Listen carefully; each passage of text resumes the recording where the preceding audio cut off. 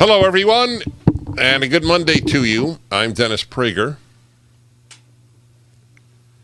This is the Dennis Prager Show. All right, here goes. I hope you got a good weekend. Every time I've said it since the lockdown has begun, since it began in March. When did the actual, do you know the date? Always, I think in my mind, right? Where else do I think? I think February, I feel February, but I think rationally that it was March. We'll find out. It's going to resume now in Los Angeles County where I live. And the fear was that some restaurants would actually stay in business other than large chains. And so they decided, the they is Newsom, Garcetti, the fools that dictate people's lives. I'm going to play for you some degree of rebellion is happening against these completely illegal mandates, laws, whatever. I don't understand why there's no Chamber of Commerce simply saying they're supposed to protect small businesses, and I just may read it wrong, but they seem to be worthless. Do you have that sense? Are chambers of commerce doing any fighting? No. Do you understand why? Are they cowards? Is that what it is? But what, it doesn't take bravery to go to court. I just don't get it. Oh, it was March 19th. Wow, that late. So we are now 3 from 11. It's 8 months. 8 months.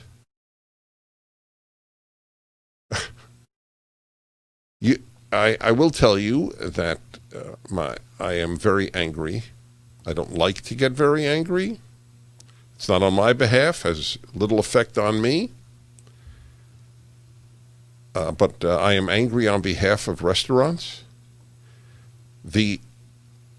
I'll tell you what I hate. This is a visceral Dennis nature reaction. This is my nature. I love laws. That's why I believe so deeply in the Ten Commandments. And biblical law has a big effect on my life. But I hate irrational laws. By the way, that's the reason that my Bible commentary, volume 3 of which is coming out next year, is called the Rational Bible. I don't like irrationality. The great bulk of irrationality today is not coming from the religious world. It is coming from the secular world. The religious world finds these restrictions despicable. Do you know that they had a 10,000-person wedding in the ultra-religious Jewish community? Was it in Brooklyn? 10,000! You know, the Cuomo is just so angry because he's an emperor, like Newsom. They're emperors, and they call the president a dictator. It really makes you nauseous. So Cuomo is very angry at these 10,000 ultra-religious Jews who got together for a wedding. Super spreader. That's the charge, right? Aren't I speaking at a super spreader? Isn't that was the charge in Palm Beach? Yeah. Next month, in December. For Turning Point USA, huh? In advance, they know it's a super spreader. But if I'd have gone to a BLM rally, then I would be a super spreader of health. Get it? We're supposed to take the left seriously, and left scientists. Back to the poor restaurant owner. What are they going to do with their food that they ordered? Let it rot? Yeah, that's what's going to happen. But it's going to happen to the employees. Outdoor dining was not safe enough in Los Angeles County? We're super spreading outdoors? Do they have any proof? Do they have any proof? They don't even have non-proof. It is like telling people that rabbit's feet work. The left is in the realm of such irrationality and ability to use it to ruin people's lives. I tell you, folks, this is so not the America that I have grown up in. It is indescribably different. And people are not rebelling. To a certain extent, they told Fauci what they think of him because they're apparently flooding airports to make flights for Thanksgiving. The more the merrier, folks. There's only one reason you're not going to be with people this Thanksgiving. Only one. Either they're scared or you're scared. And in either case, unless it's, somebody very old, extremely compromised immune system. Okay, so they don't have to come. What about the rest of you? Your children are going to be deprived of Thanksgiving with family or friends? For what reason? Because Newsom said so? You're kidding me, right? My God. Do you have the audio that I sent about the guy in Buffalo who told the marshals to get the hell out of his store? Got that, Sean? This is really worth hearing. This guy is my hero.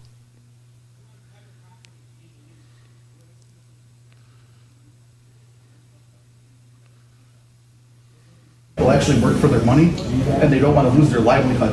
I've lost friends, I've lost family who've killed themselves. I've seen clients die because they've lost their livelihood. I'm sorry to hear that. I know you are, and I'm asking for you to guys have some compassion for the people that have lost everything. We do have compassion for people who Okay, well, you need to go have compassion out in the parking lot. But this is private property. This is private property. This is private property. I love this man. It's private property. Go get a warrant. That. Listen, man, this is private property. They're not wanted here. So do your jobs. Well, her job is... Well, no, your job is to remove people that are not wanted here. You have a permit. We're wanted here. They're not. You have She's a health hiding her name department tag. She had her I'm name not. tag. It's right here. It's my Fascism in the name of They're just health. doing their job. And Americans are accepting it except for people like this guy in Buffalo. Get the hell out of here. That's what you should say to all of them. I have announced over and over, I am having the same number of people at my Thanksgiving dinner as every previous year. Newsom, please send the police. If you believe in what you're doing, I am announcing this. I am heard all over California. Send the police to my home.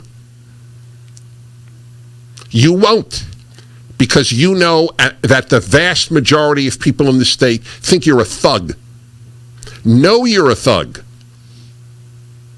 So I'm telling you in advance, as I have for weeks, I am having everybody I had last year without masks in my house. Arrest me, baby. Go ahead. Got more on that guy there? My health. My health isn't your You're concern. meant to be wearing a mask. It's a government. Okay, well, then write me up. It's the law. Okay, then take me to jail. That's Then right. take me to jail. That's what we all have to say. Take me to jail. That's right. Fight back like this guy. Where are the chambers of commerce letting big little businesses die? Where are you? Every major American institution is a failure. It is so amazing to me. It is amazing. How did this happen? This great country. 2 generations of steady deterioration. The Pravda-like New York Times, the Pravda-like Washington Post, the Pravda-like CNN. The frauds in government, the tyrants in the name of health. This is all new. All new. Press lies with the ease with which you breathe. Lockdown, that's the answer. Where's the science behind the lockdown answer? Follow the science. Oh, what a joke. They don't follow the science. Thousands of scientists. How many signed the Great Barrington Statement or Declaration, whatever the word was? Headed by epidemiologists from Harvard, Stanford, and Oxford. No more lockdowns. But the left loves the lockdown. First of all, they love control. Controlling your life is orgasmic to a leftist. It rivals the act of intercourse. Controlling other people's lives? Whoa! God, do they love it. I don't get it. I have no desire. That's why I've always said I'm not cut out to be a politician. I have no desire to control people. It's not a knock on politicians. It's just telling you my own instinct. But their instinct? Whew. 1-8-PRAGER 776. The Dennis Prager Show, live from the Relief Factor Pain-Free Studio.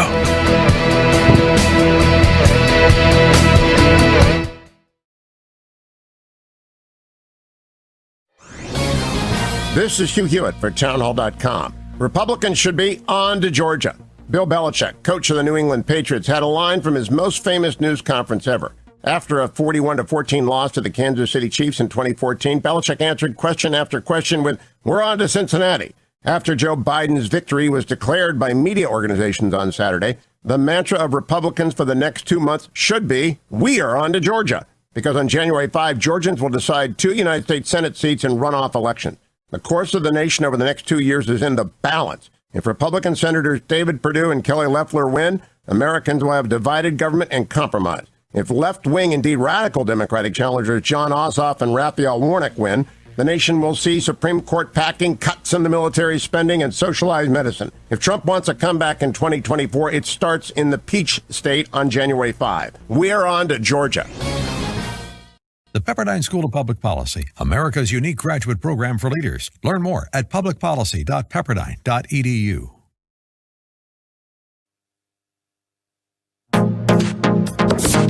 Trending now on The Larry Elder Show. My guest book is called COVID-19, A Physician's Take on the Exaggerated Fear of the Coronavirus. He is Dr. Jeffrey Barkey. Dr. Donald Trump recovered pretty quickly from the time that he announced that he had contracted the coronavirus. Were you surprised he bounced back so fast? I wasn't, for a couple reasons. Number one, he was treated early with mild symptoms. Although they took him to the hospital, it probably wasn't necessary. Also, although I don't know this, I believe he was already on hydroxychloroquine, which reduces viral replication. In addition, he was on multiple supplements that work really well, and that includes things like zinc, melatonin, and vitamin C. And so I wasn't surprised, and he had world-class therapeutics at his disposal, and I think anybody would recover quickly if they're treated early with mild symptoms. Doctor, why is hydroxychloroquine so controversial? Because Donald Trump, way back in the day, during his press conference, made mention of it, and it's very cheap, and it's generic, and they hate Donald Trump. So immediately that drug became political to the point that pharmacies were refusing to dispense it when I'd write a prescription, and other doctors as well. And the Medical Board of California came out with a statement that said prescribing hydroxychloroquine could subject a physician to unprofessional conduct. Never in the history of my career has the Medical Board put out such a statement, especially with a drug that is not controlled, meaning it's easy to write for. You don't need a special prescription. It's been around for 65 years, and it's available over the counter in many countries, but not ours. Keep up with what's trending. Subscribe on YouTube today.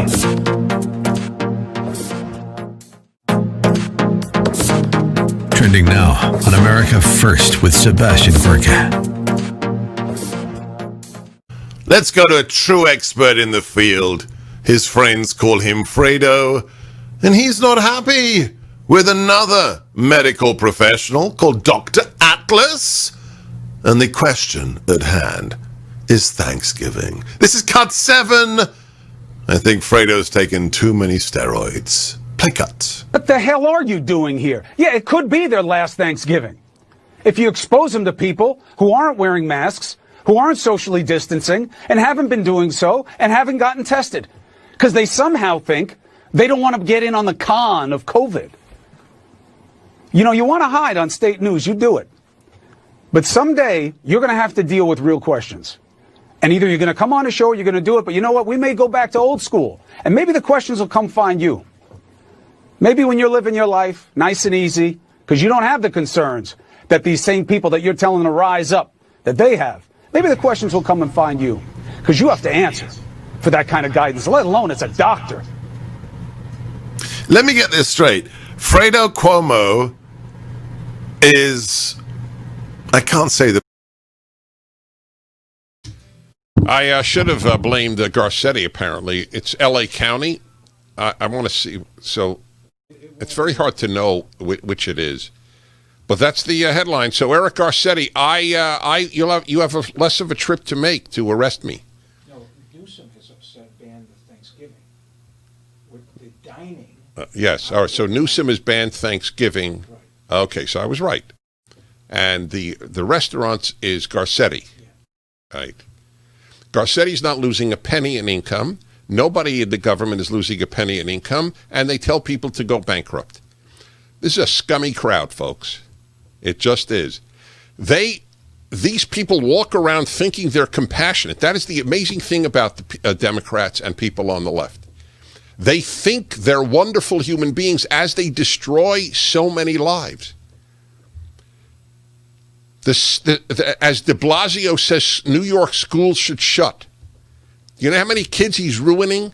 You know how many kids have been already hurt by this? It's not just in America, by the way. I fully acknowledge that. But we are not one whit better than anybody else in our response. That's clear.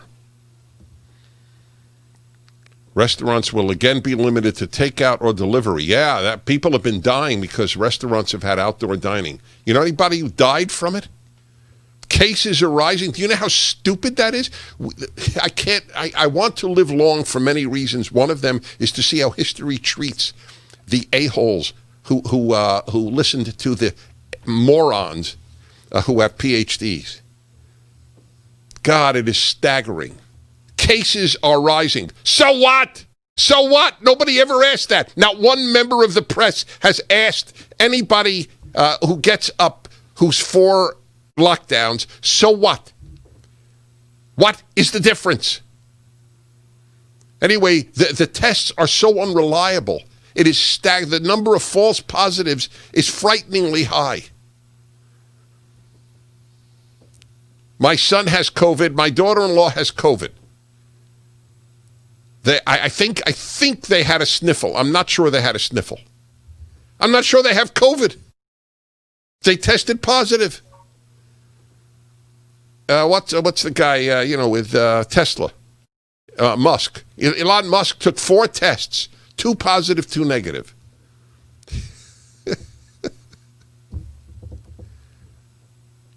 You're taught not to think at college. Do you know that the higher your degree, the more frightened you are?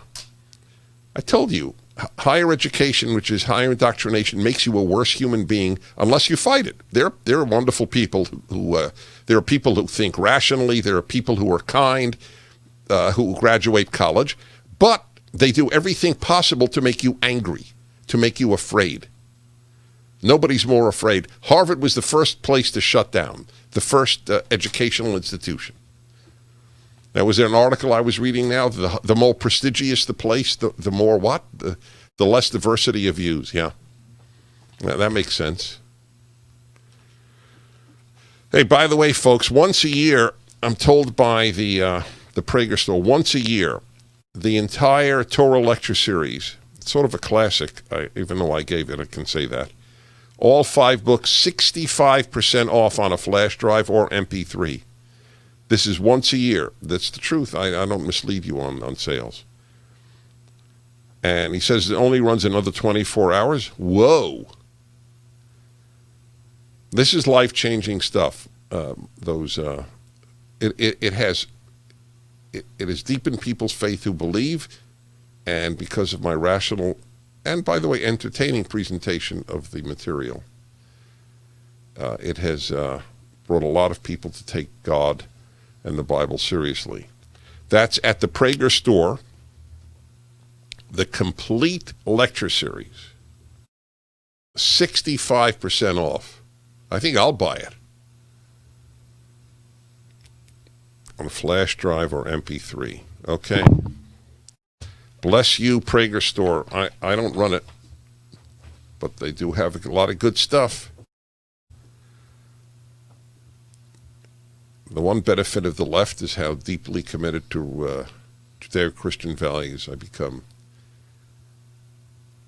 Secularism breeds leftism. Not every secularist is a leftist, but the secularism breeds it by shattering the belief in everything good and high. You end up with leftism, not liberalism. Liberalism is now just pure wimps. They should be voting for conservatives. We're protecting every liberal value, we conservatives, but liberals still vote for the left, which has utter contempt. Liberals are the Mensheviks and the left are the Bolsheviks. To relive history is very depressing. So I think of God as having Groundhog Day every day. Just he watches human beings do the same thing every generation. Yeah, that's what it is. So did you hear that Buffalo guy telling these marshals to get the hell out of his store? I love this guy. This guy should be given the Congressional Medal of Honor. I wonder what those it said sheriff on their body. I wonder what they think. Do they go home and tell their significant other, hopefully spouse? Do they tell them, you know, I was in there to tell this guy to shut down, but truth is my heart goes out to him. I wonder. I wonder indeed. I feel for them. They're put in a lousy position. Unless they really believe they're doing good. Yeah, you're keeping your store open. You're killing people. Death. You should be protesting for BLM. Then that's healthy. Trying to feed your family? Garcetti thinks you're an idiot. He thinks you're a super spreader. You're trying to feed your family. The heartlessness of the left is one of the most appalling of its many despicable features. We make money, you can't, and we are supposedly the compassionate ones. Is that a joke? Yes, it's a bad joke. That's the story here. Oh, Fauci. Oh, he's another gem. Even when there's a vaccine, you'll have to wear a mask. When scientists tell us what to do, by almost always they're wrong. Do you know that? Do you know the consistency of these people being wrong? It's like the Mayo Clinic has put up that cigar smoking is just as dangerous as cigarette smoking. The Mayo Clinic lies about it. It's just a pure lie. Because they don't care about science. They care about doing good as they see it. So they don't want you to smoke cigars, so they lie it's as dangerous as cigarettes. The fact that you don't inhale a cigar and you inhale a cigarette, it's just trivial.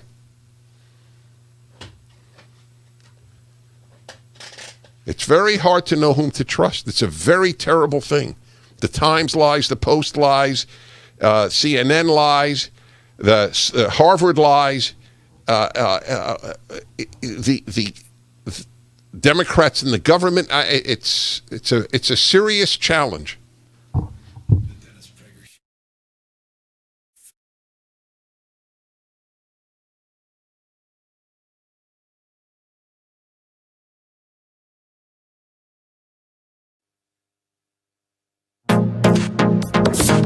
Trending now on the Eric Metaxas Show.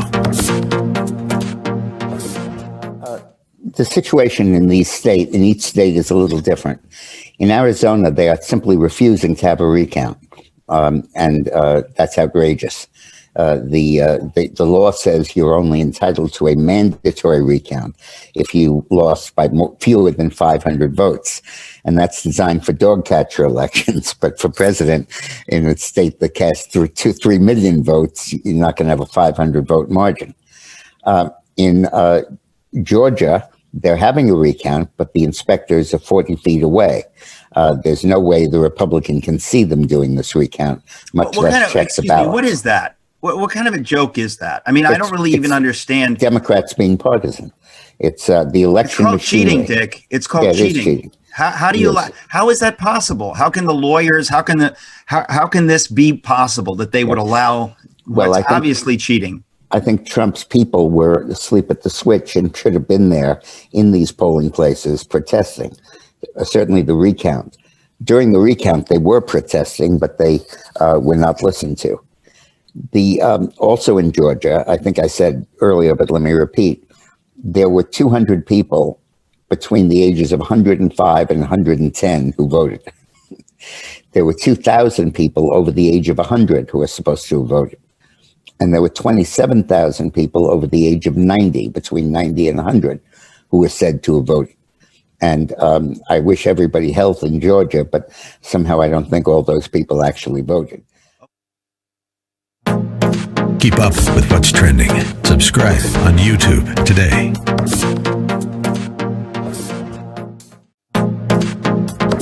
Trending now on The Mike Gallagher Show.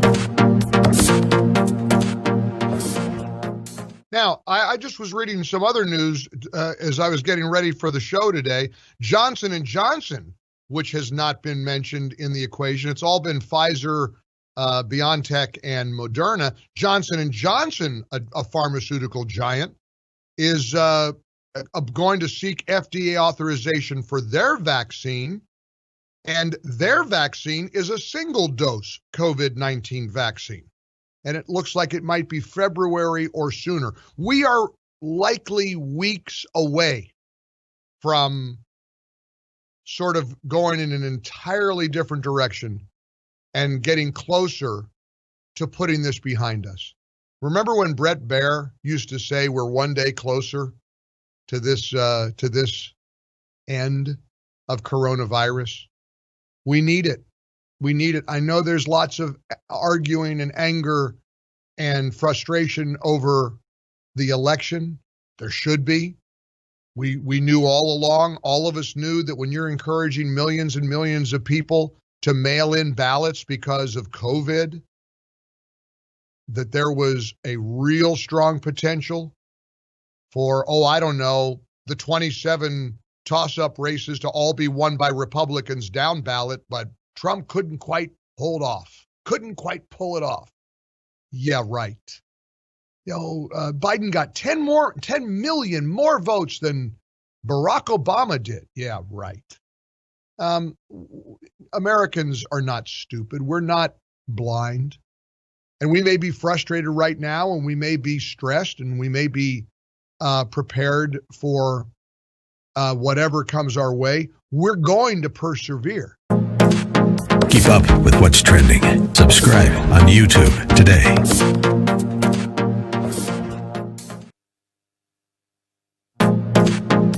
Trending now on The Hugh Hewitt Show.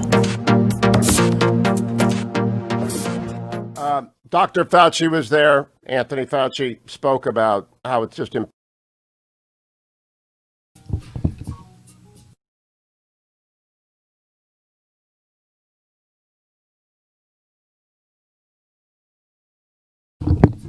All right, am I on, Sean? That's my question.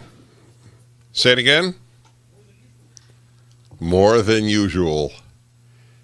You know, I had a friend, he's still with me actually. Many years ago he said, not every bright person is witty, but every witty person is bright. So I just want you to know, Sean, I consider you bright. And that's the end of the list.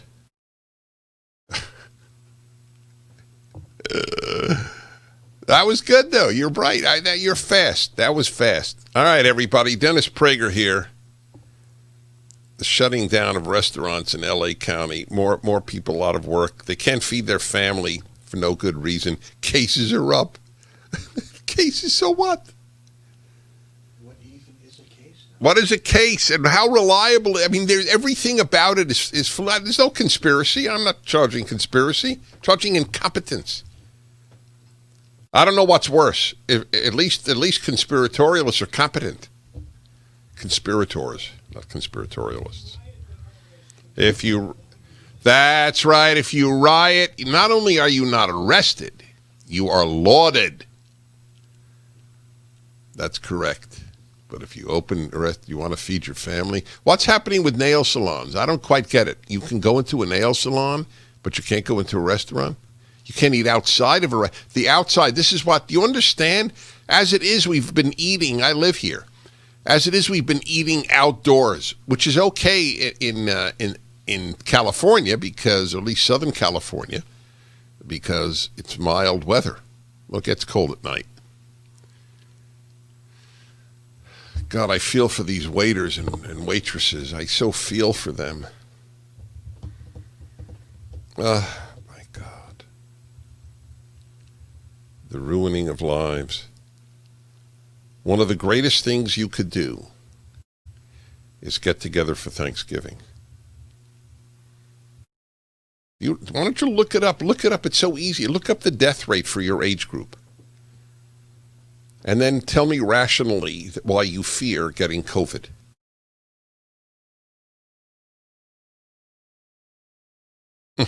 That's staggering stuff. Yes, it is. I got a lot more to report about other things as well. They had more riots in Portland. Were they rioting over? The weather? That would be actually have some merit. That would have some merit. You know why it's lousy weather there? Why it's raining all the time, like Seattle?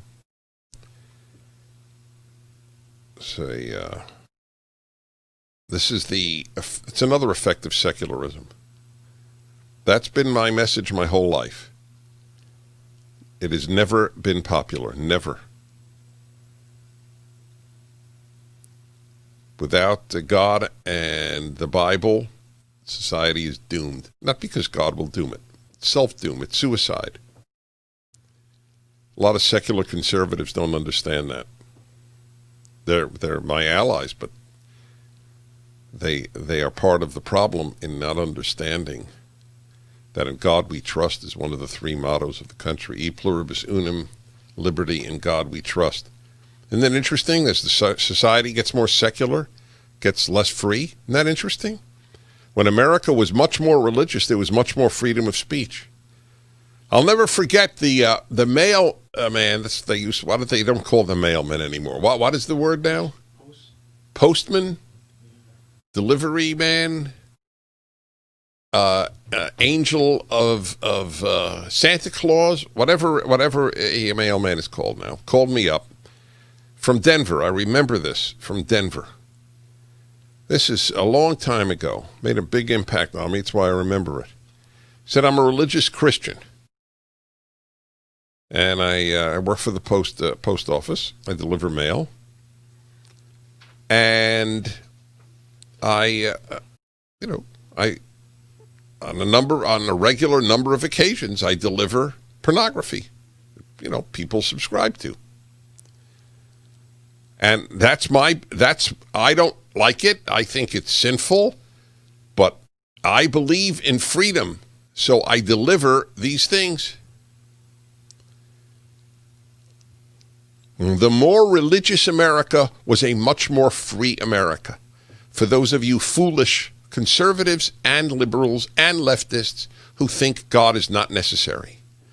Boy, you're just empirically wrong. I'm not telling you God exists. I'm telling you God is necessary. I believe God exists. That's a separate issue.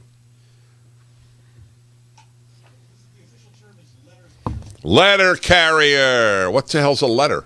What's a letter? Let's see. Relief Factor. The easiest product in the world. Truly, it's so easy. Folks are in pain. This relieves pain. What else is there to say? But it doesn't do it in every single case any more than aspirin does. Okay, for a headache. So what they do is they tell you, very simple, you'll know in 3 weeks if it works. We'll give you a special price for 3 weeks. 3-week quick start, $19.95. ReliefFactor.com. Read the stuff there. This is honest stuff. These guys are religious guys father and son. I know them. Right, let's put it this way. I've met them twice. They're impressive. Pete and Seth Talbot, that's correct. So give it a try for $19.95 plus shipping at ReliefFactor.com, 800-500-8384.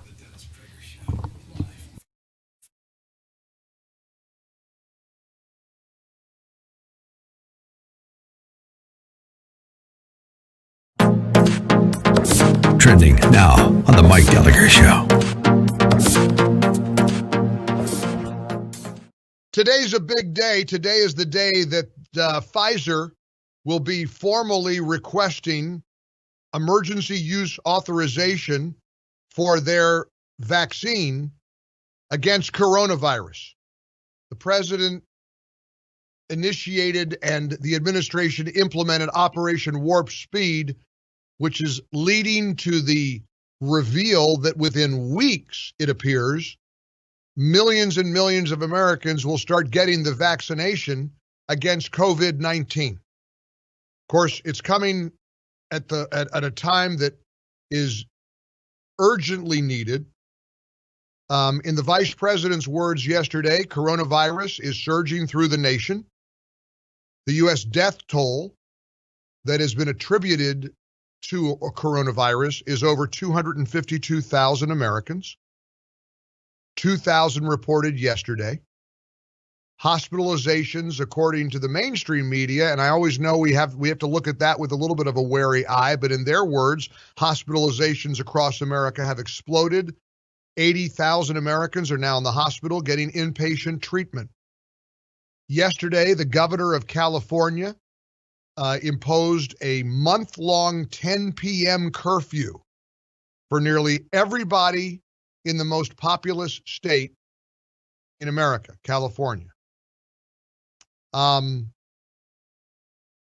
I just take a lot of comfort in knowing that the Trump administration delivered essentially a vaccine that in normal times would have taken 2 or 3 or 4 years. Keep up with what's trending. Subscribe on YouTube today.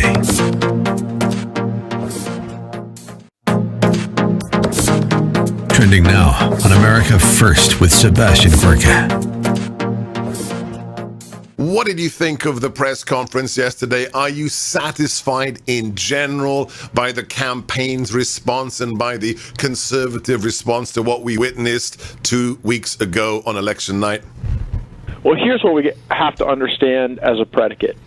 If we allow fraud to continue, if we turn a blind eye to it, if we accept the proposition that any accusation of fraud or any query of ballots cast is racist or an attack on democracy itself, then we as conservatives will never win another election again.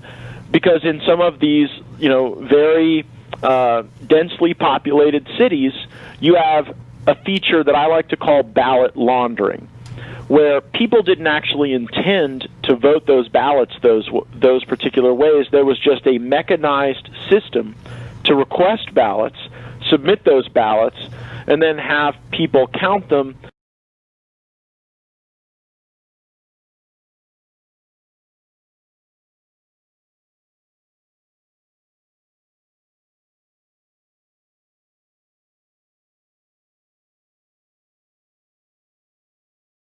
Yes, indeed. I want to tell you,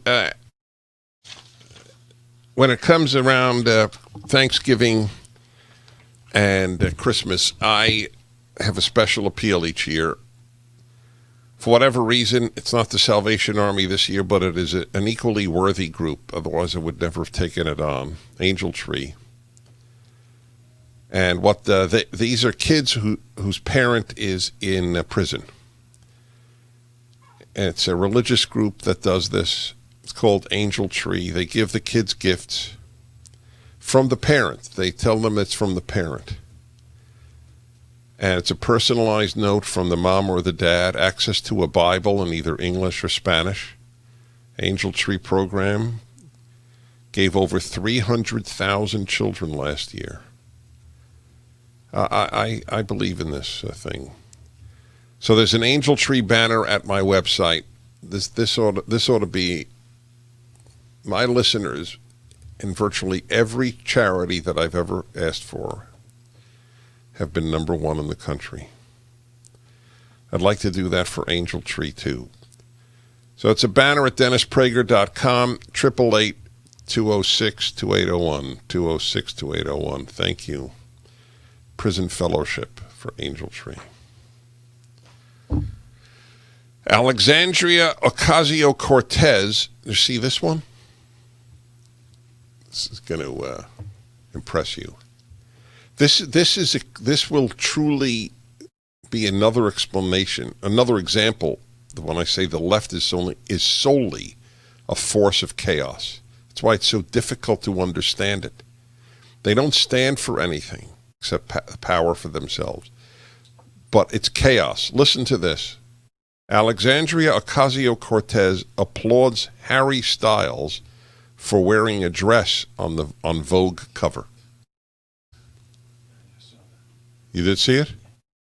You didn't send it to me because it was too depressing? It's just too predictable. It's like, you know. So he's the first male to be a solo cover. Vogue is really out to lunch. I mean, it's a real. Is there a? What is the one for young women? Is it Vogue for young women? There. Vogue is to the left of the New York Times, if that's possible. Isn't Vogue the one that had the admiring piece on Assad? Remember that? Is it? I think it's Vogue. They took it off the internet. Vogue wrote a laudatory piece on the butcher of Syria. You know why? Are you ready? Because as the rabbi said thousands of years ago, those who are cruel to the nice will be nice to the cruel.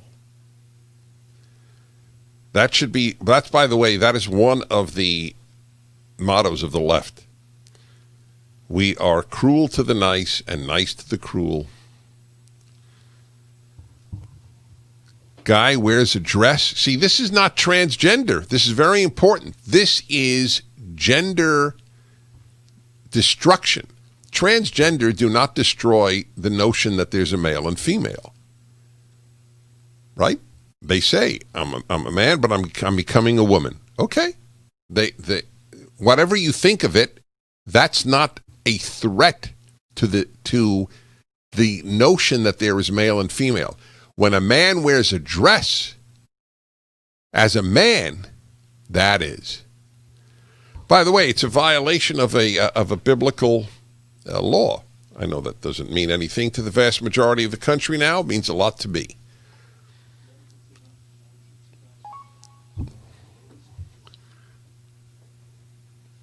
What article? Oh, a rose in the desert. Oh, yeah, in Vogue. See that in Vogue magazine. How many people remember that?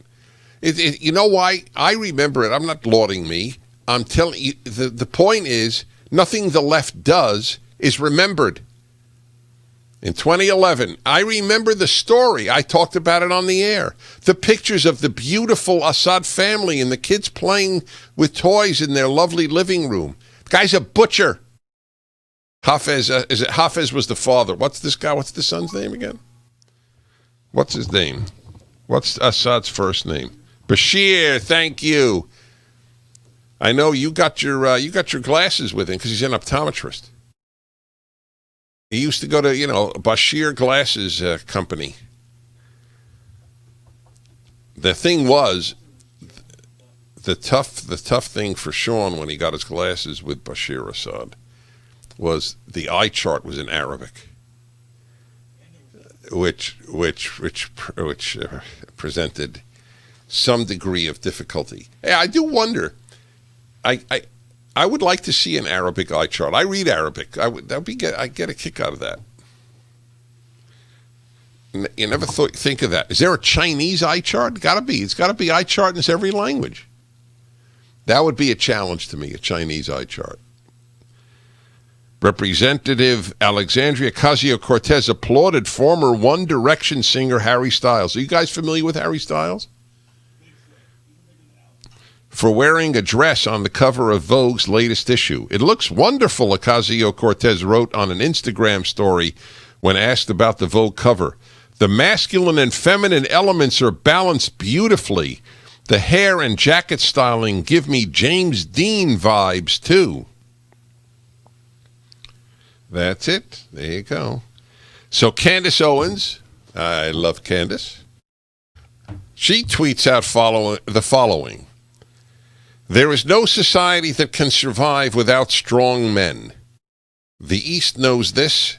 In the West, the steady feminization of our men at the same time that Marxism is being taught to our children is not a coincidence, it's an outright attack. That is exactly right. That's exactly right. Now, there's a masculine model for your kids, Harry Styles. Is that his name? Yeah, Harry Styles. And they laugh, of course, because my generation, well, even before me, had, I mean, if you look at the movies, there wasn't Harry Styles, let's put it that way.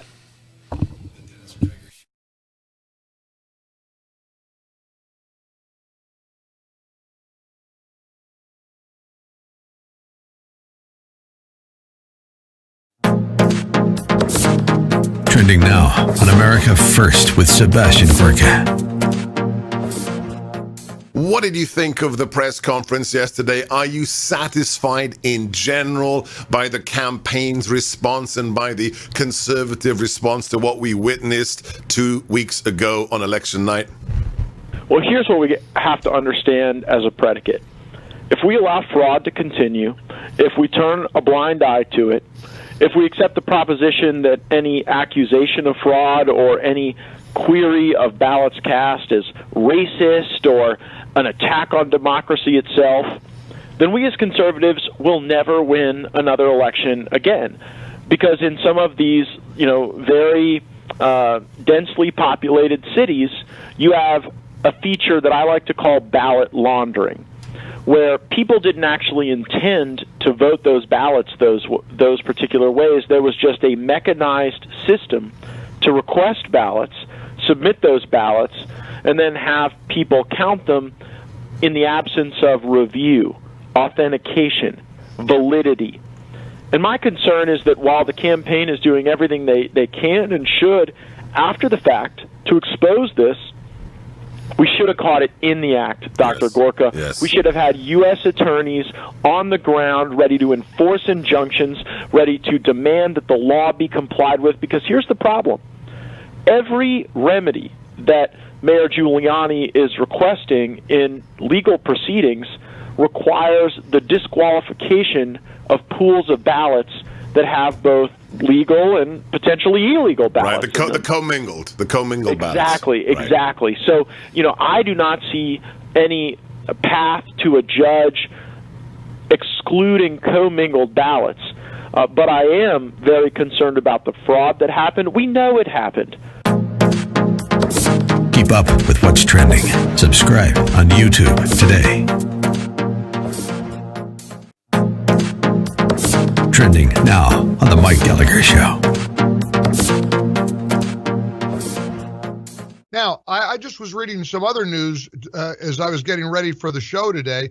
Johnson & Johnson, which has not been mentioned in the equation. It's all been Pfizer, BioNTech, and Moderna. Johnson & Johnson, a pharmaceutical giant, is going to seek FDA authorization for their vaccine. And their vaccine is a single-dose COVID-19 vaccine. And it looks like it might be February or sooner. We are likely weeks away from sort of going in an entirely different direction and getting closer to putting this behind us. Remember when Brett Baer used to say we're one day closer?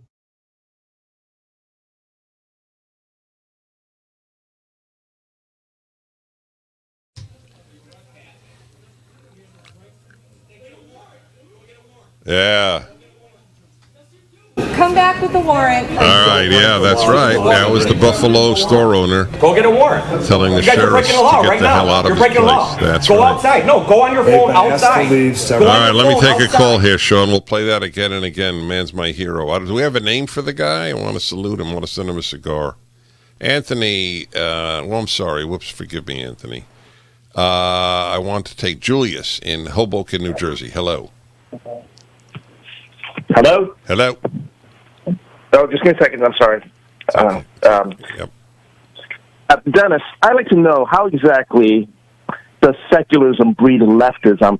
And I don't recall Marxism ever promoting cross-dressing But then again, I went to college, so maybe that's something they purposely left out. Well, they're two separate questions. Secularism breeds leftism because when you get rid of religion, nobody believes in nothing. There's no such thing. Secularism doesn't get rid of religion. Wait, if you want me to answer the question, then I'll answer the question. I'm correcting you. You're correcting me? Okay. You're differing with me. You think you're correcting me. You're differing with me. All right, anyway, I'm going to speak and put you on hold because you're not letting me speak. A major feature of leftism throughout history, from Lenin to the present leftist, is to get rid of, as much as possible, to get rid of the Judeo-Christian system and to get rid of Christianity specifically. There is no leftist group that has not promoted that. You go. Mm-hmm. No, I'm pretty sure secularism means what it means. It is that civil law will not be defined by religious dogma. That's one aspect. Means. Yes, that is one aspect of secularism. That is the absolute definition. No, it means that it means irreligious. It is a synonym of non-religious. Mm-hmm. Did you just come up with that all by yourself? All by myself, yes. Years that's of right. dealing with the left? All by myself, yes. Studying the left my whole life. That's right. Studying the left. How do you study the left? For one thing, I went to the Russian Institute at Columbia University. I studied communist affairs under Zbigniew Brzezinski. I read the works of Marx and Lenin and Engels. And I studied Russian, and I went to communist countries. So I got a pretty good background in studying the left, which I maintain has destroyed every single institution it has ever touched, including our universities, our high schools, and our arts.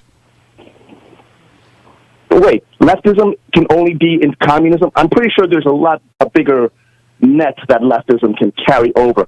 And I don't exactly understand how it affects art, since the entire point of art is about individual... Okay, so if you don't understand how leftism affects the arts, that's your issue. Nobody denies that. So you really should take a look into it. I'm glad you called. We'll be back.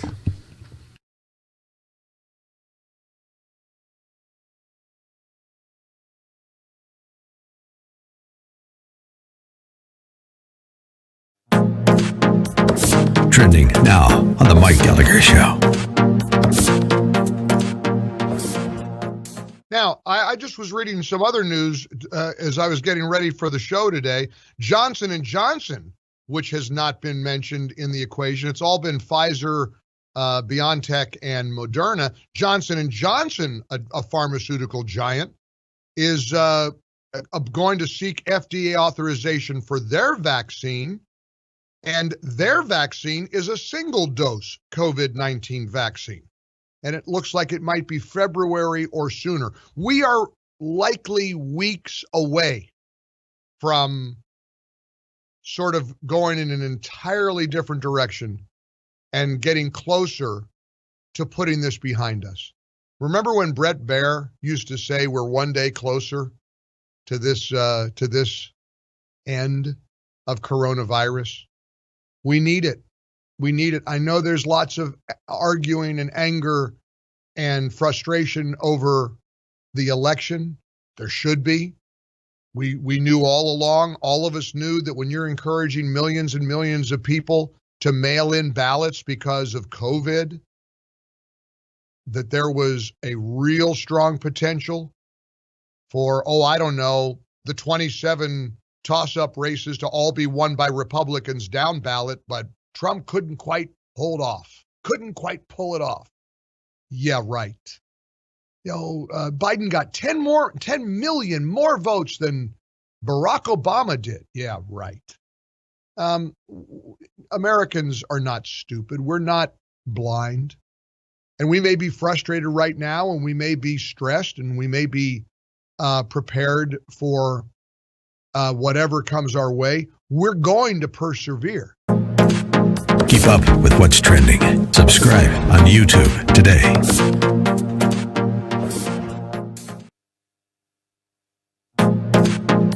Trending now on the Hugh Hewitt Show.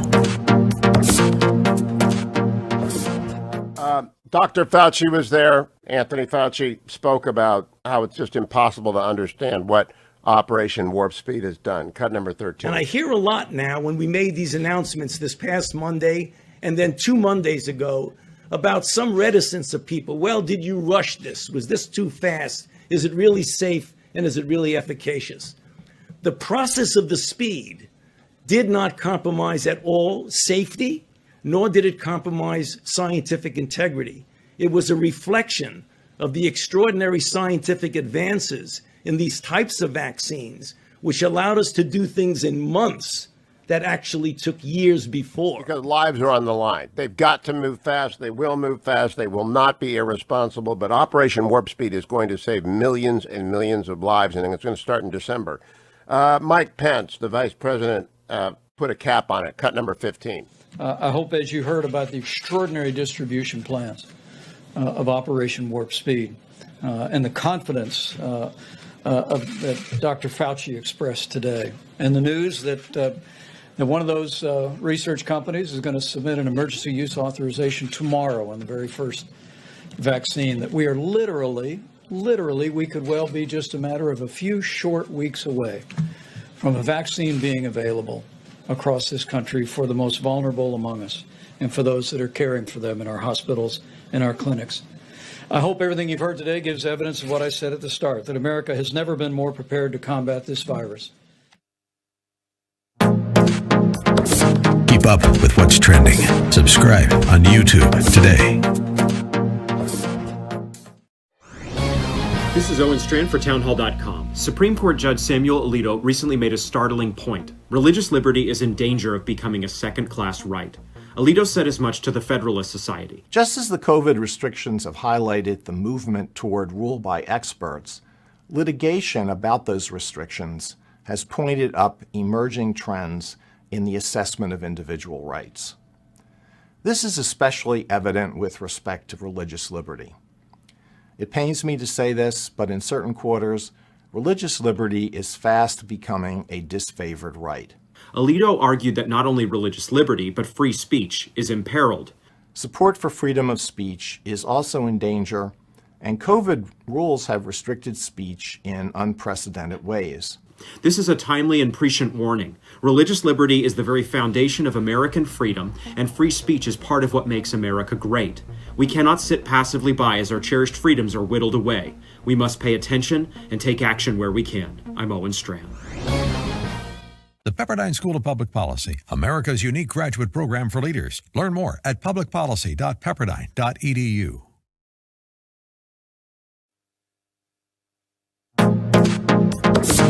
Trending now on The Larry Elder Show. Appreciate it. Chris is in San Antonio, Texas. Chris, you're on The Larry Elder Show. Oh, wow. What an honor to speak with the great Eldersky. How you doing today? I'm doing well. Thanks, Chris. I guess my question is, can you imagine if this goes to the courts and then it goes to Congress and then it goes for President Trump like we all know it should? Chris, mass suicide. Mass suicide. This whole cities are going to be burning to the ground. Their ears would explode. I mean, it would be catastrophic for the left if Donald Trump were awarded the election. You think we feel that the election was fraudulent? What do you think they're going to feel? They're going to go absolutely bonkers. They believe that the Russians not only interfered, but 78% of them believe that the Russians changed the outcome of the election, even though our intelligence committee has never reached that conclusion. So they're going to go absolutely bonkers. Remember what Hillary advised Joe Biden? So we've got to have a massive legal operation. I know the Biden campaign is working on that. We have to have poll workers, and I urge people who are able to be a poll worker. We have to have our own teams of people to counter the force of intimidation that the Republicans and Trump are going to put outside polling places.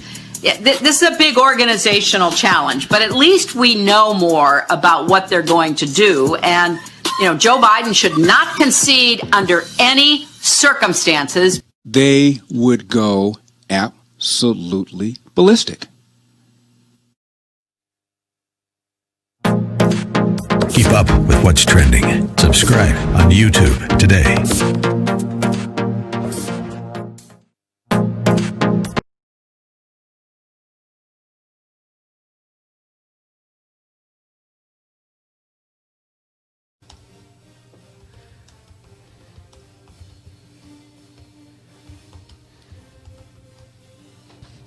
My friends, I welcome you to the Dennis Prager Show. I hope you're going to be getting together for Thanksgiving, just as I am. You've invited Eric Garcetti and Gavin Newsom to join my family and friends, because we're having the exact same number of people in the house for Thanksgiving. We won't be having masks on with each other, by the way. We're going to actually talk face-to-face. And he can wear a mask and, and for that matter, goggles, and come and arrest us. This is 8 months of this despicable policy. I must say, I want to be totally open with you about myself. I take risks.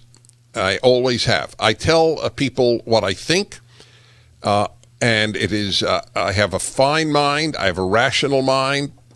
And you may differ with me, but it comes from pretty organized thought processes. And I wrote in either March or April that the lockdown was the world's greatest mistake, and I was right.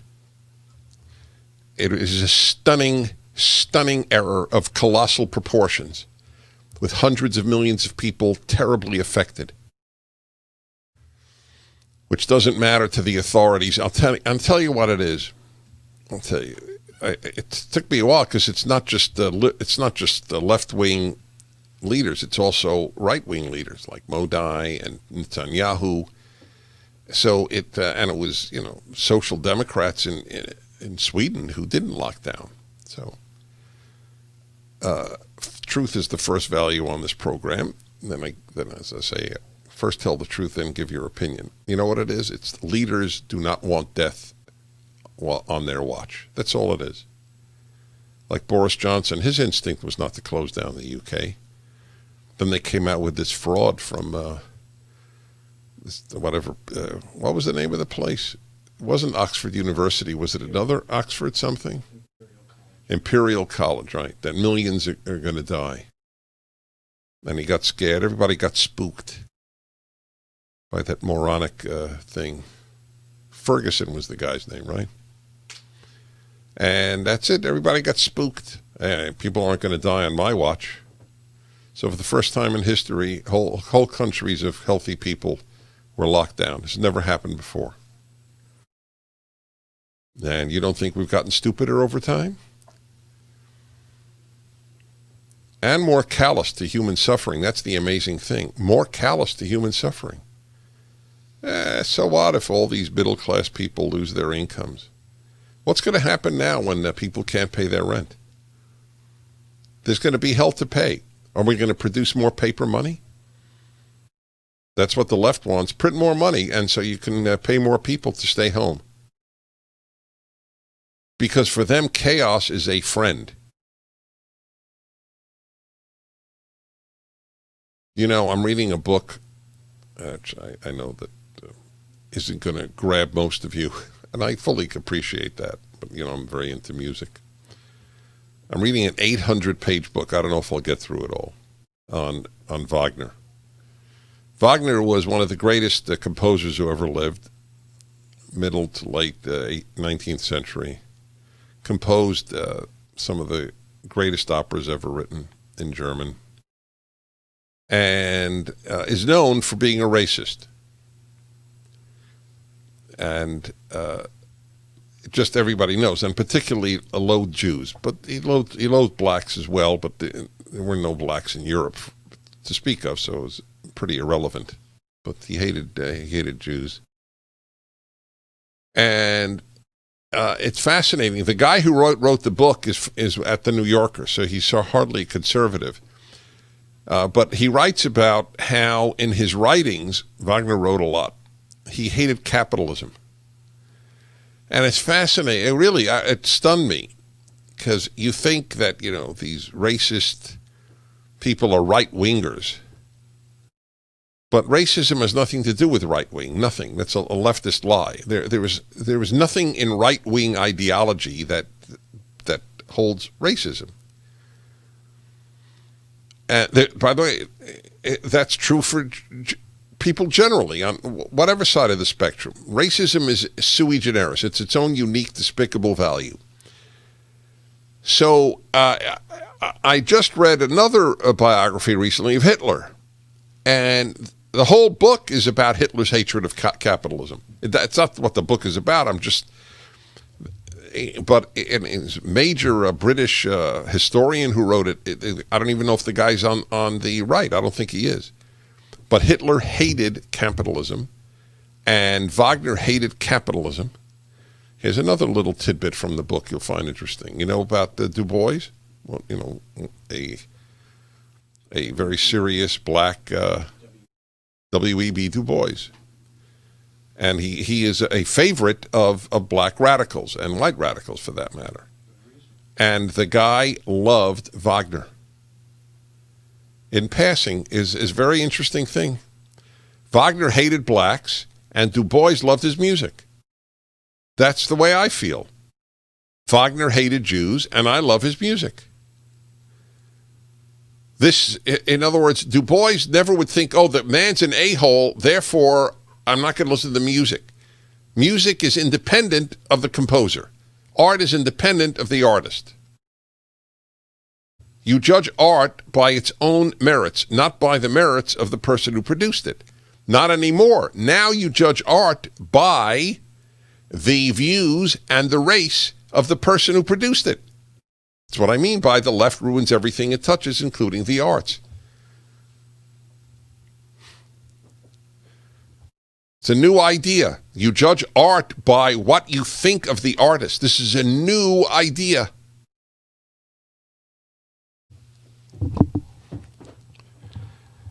Completely destructive idea.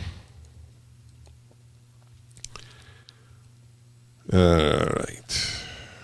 I reported last hour that AOC has lauded Harry Styles appearing on the cover of Vogue in a dress. Because chaos is what the left stands for. Men in dresses. This is not, please understand, this is not a transgender female. That's a separate issue. It's a separate issue entirely. This is a man, a cisgender man, to use their language, wearing a dress on the cover. You can't get more demasculinizing of males than wearing women's clothing. It's actually in the world of the fetish, it is actually a form of humiliation of men to force them into women's clothing. Right? When I think of the male figures that I grew up with, they were so masculine. Boys get to see Harry Styles. I mean, I don't know how many boys will see it. I mean, they're not exactly reading Vogue, but I assume the picture has made its rounds in social media. The former chief science officer of Pfizer says that the pandemic is over. Dr. Michael Yeadon is an allergy and respiratory therapeutic area expert, 23 years in the pharmaceutical industry, trained as a biochemist and pharmacologist, obtaining his PhD from the University of Surrey in the UK. He's British, obviously. Joining Pfizer in 1995, he was responsible for the growth and portfolio delivery of the allergy and respiratory pipeline within the company. His video has been censored, apparently, although I got to see it somewhere. What likely triggered the Silicon Valley censor mongers is the fact, this is from Zero Hedge. A former chief science officer for the pharmaceutical giant Pfizer says there is no evidence to suggest a second wave should happen. The big pharma insider asserts that false positive results from inherently unreliable COVID tests are being used to manufacture a second wave based on new cases. I keep looking at this new cases thing. New cases doesn't mean anything.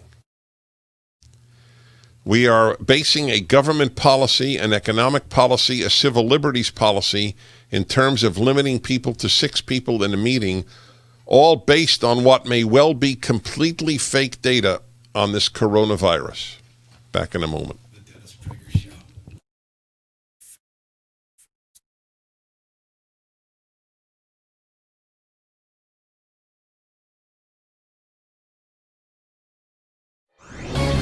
This is Owen Strand for townhall.com. Supreme Court Judge Samuel Alito recently made a startling point. Religious liberty is in danger of becoming a second-class right.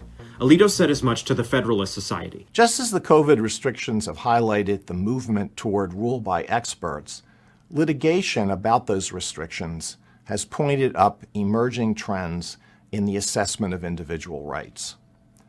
This is especially evident with respect to religious liberty. It pains me to say this, but in certain quarters, religious liberty is fast becoming a disfavored right. Alito argued that not only religious liberty, but free speech is imperiled. Support for freedom of speech is also in danger, and COVID rules have restricted speech in unprecedented ways. This is a timely and prescient warning. Religious liberty is the very foundation of American freedom, and free speech is part of what makes America great. We cannot sit passively by as our cherished freedoms are whittled away. We must pay attention and take action where we can. I'm Owen Strand. The Pepperdine School of Public Policy, America's unique graduate program for leaders. Learn more at publicpolicy.pepperdine.edu.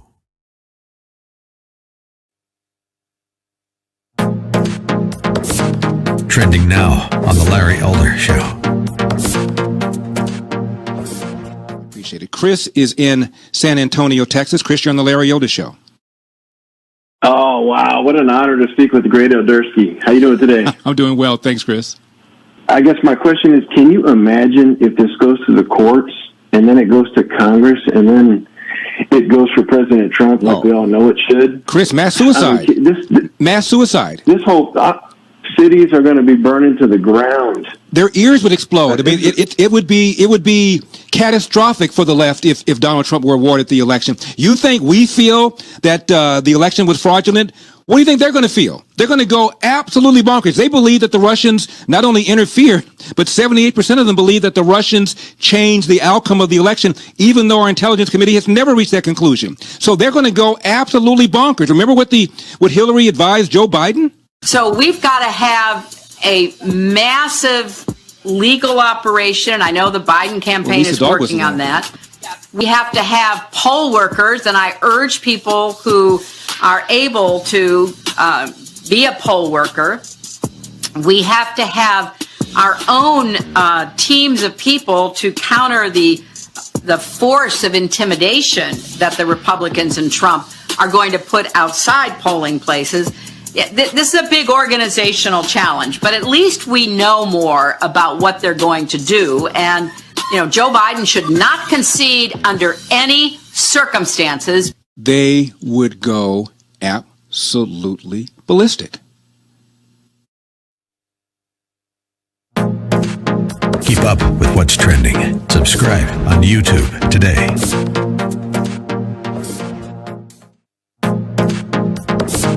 Trending now on the Eric Metaxas Show. Who do you think gave the high sign or made the plan behind the scenes what to do on election night? These are people. This wasn't an algorithm. Who do you suppose are the mandarins of power on the Democratic side who made these decisions? Yeah, it's hard to say. I mean, there's a lot of different working theories here, and I think they all might have some element of truth together. And so some people are very focused on the Hammer scorecard, the Dominion voting systems. And I think that actually there's a lot behind that. We've already seen that one of the Dominion voting systems changed 6,000 votes in Michigan from a Republican losing to a Republican winning. We've seen memory stick upload issues in 3 counties now in Georgia that otherwise would not have been found if it wasn't for the canvassing and the audit in Georgia. I also think that there's a lot to be said, though, about a phrase that I coined called ballot laundering, where all these ballots were sent out and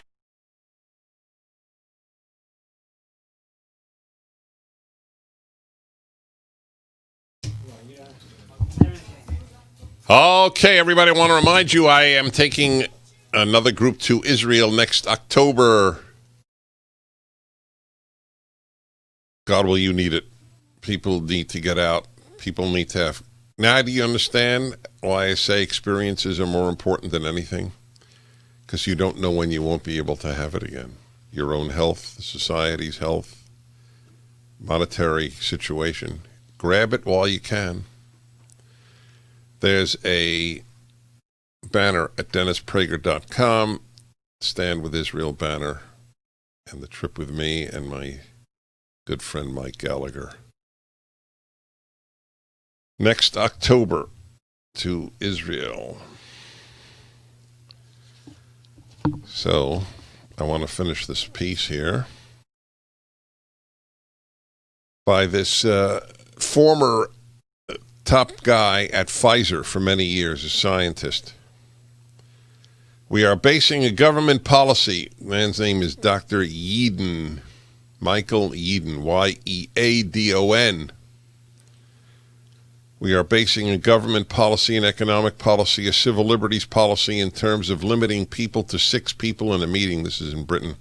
All based on what may well be completely fake data on this coronavirus. Meaning there are so many false positives. That's what he's referring to. It's not a conspiracy, just incompetence. I don't know what's more fear-inducing in rational people, the incompetence of leaders or conspiracy of leaders. It's really 6 and 1/2 dozen the other. It's the same effect. Even more significantly, even if all positives were to be correct, Dr. Yeadon said that given the shape of all important indicators in a worldwide pandemic, such as hospitalizations, ICU utilization, and deaths, the pandemic, quote, is fundamentally over. Were it not for the test data that you get from the TV all the time, you would rightly conclude that the pandemic was over, as nothing much has happened. Of course, people go to the hospital. Moving into the autumn flu season, but there is no science to suggest a second wave should happen. The survival rate of COVID-19 has been upgraded since May to, are you ready, folks? This is among the infected, not among the whole population, which is obviously much higher, 99.8%. So even if you get it, you have a 0.2% chance of dying, and that is overwhelmingly restricted to the aged with impaired immunology or immunity. 99.8%. And among children, it's 99.99%. This comes close to ordinary flu, the survival rate of which is 99.9. So it's 0.1% more, and for that we are closing society. Although COVID can have serious after effects, so can flu or any respiratory illness. The present survival rate is far higher than initial grim guesses in March and April, cited by Dr. Anthony Fauci as a reliable source. Remember what he said about masks? He's taken back, he goes with the flow. He doesn't lead, he goes with the flow. He said it was 94% or 20 to 30 times deadlier. That's what he said. Because of the prior resistance, only 15 to 25% of a population being infected may be sufficient to reach herd immunity. You get it? In other words, your common cold may have given you antibodies to the COVID. So you don't have to go to 70% to reach herd immunity. This is what this man is saying. Only 15 to 25% of a population being infected may be sufficient to reach herd immunity. Epidemiological studies show that with the extent of prior immunity that we can now reasonably assume to be the case, only 15 to 25% of the population being infected is sufficient to bring the spread of the virus to a halt. In the United States, accepting a death toll, in other words, not accepting emotionally, accepting a death toll of 200,000 and a survival rate of 99.8%, this would mean for every person who has died, there would be about 400 people who had been infected and lived.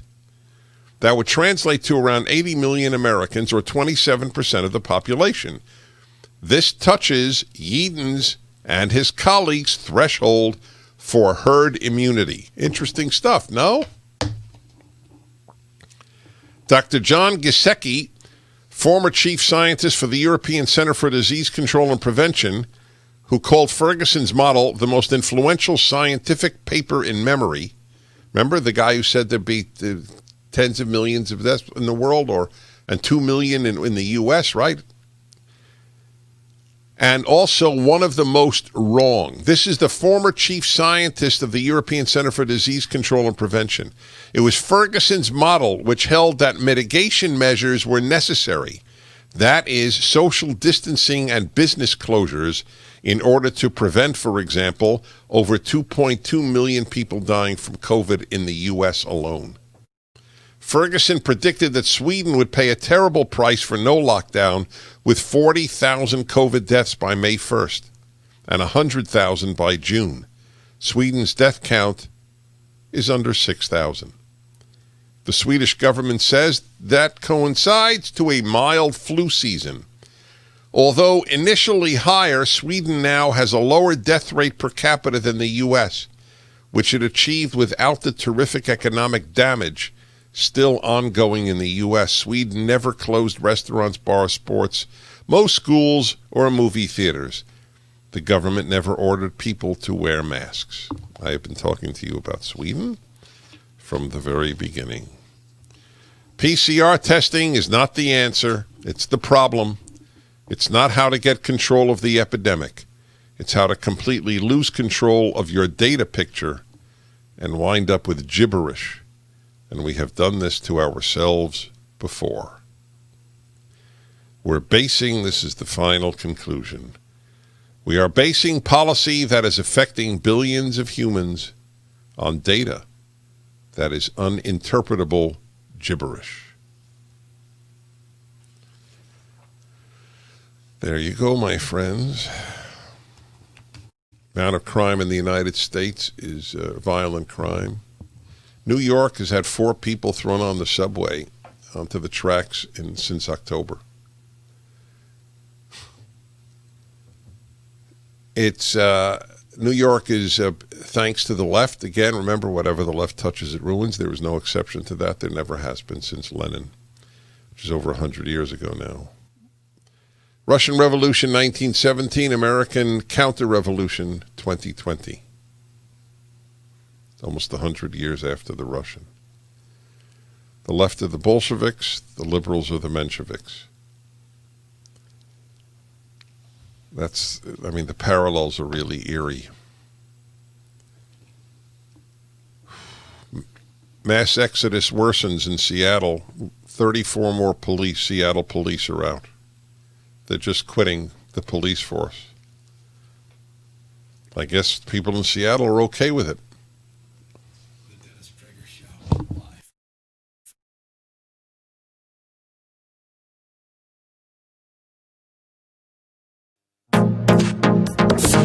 Trending now on the Eric Metaxas Show.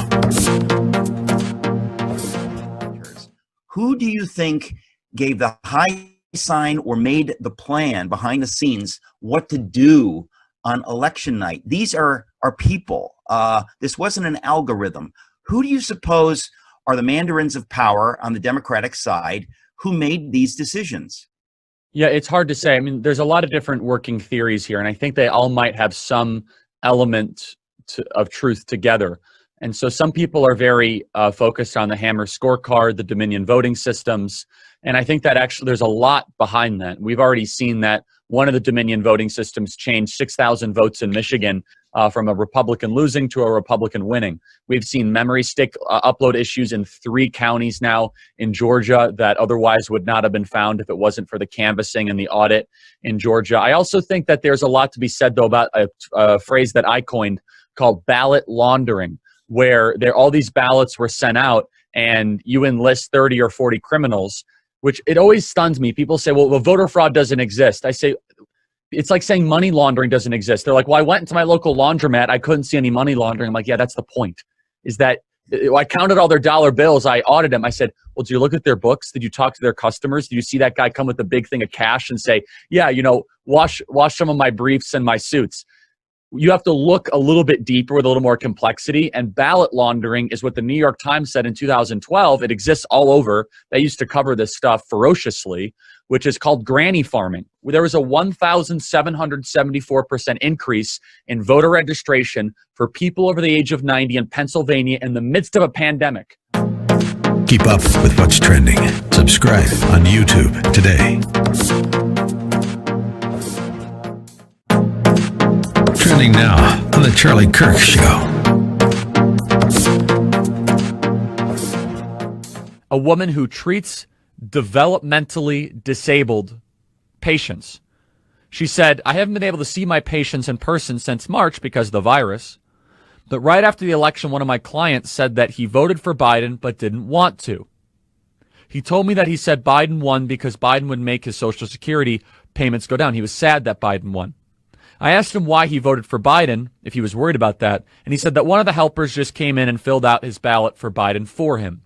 Bombshell voter fraud revelation in Wisconsin. To the best of our knowledge or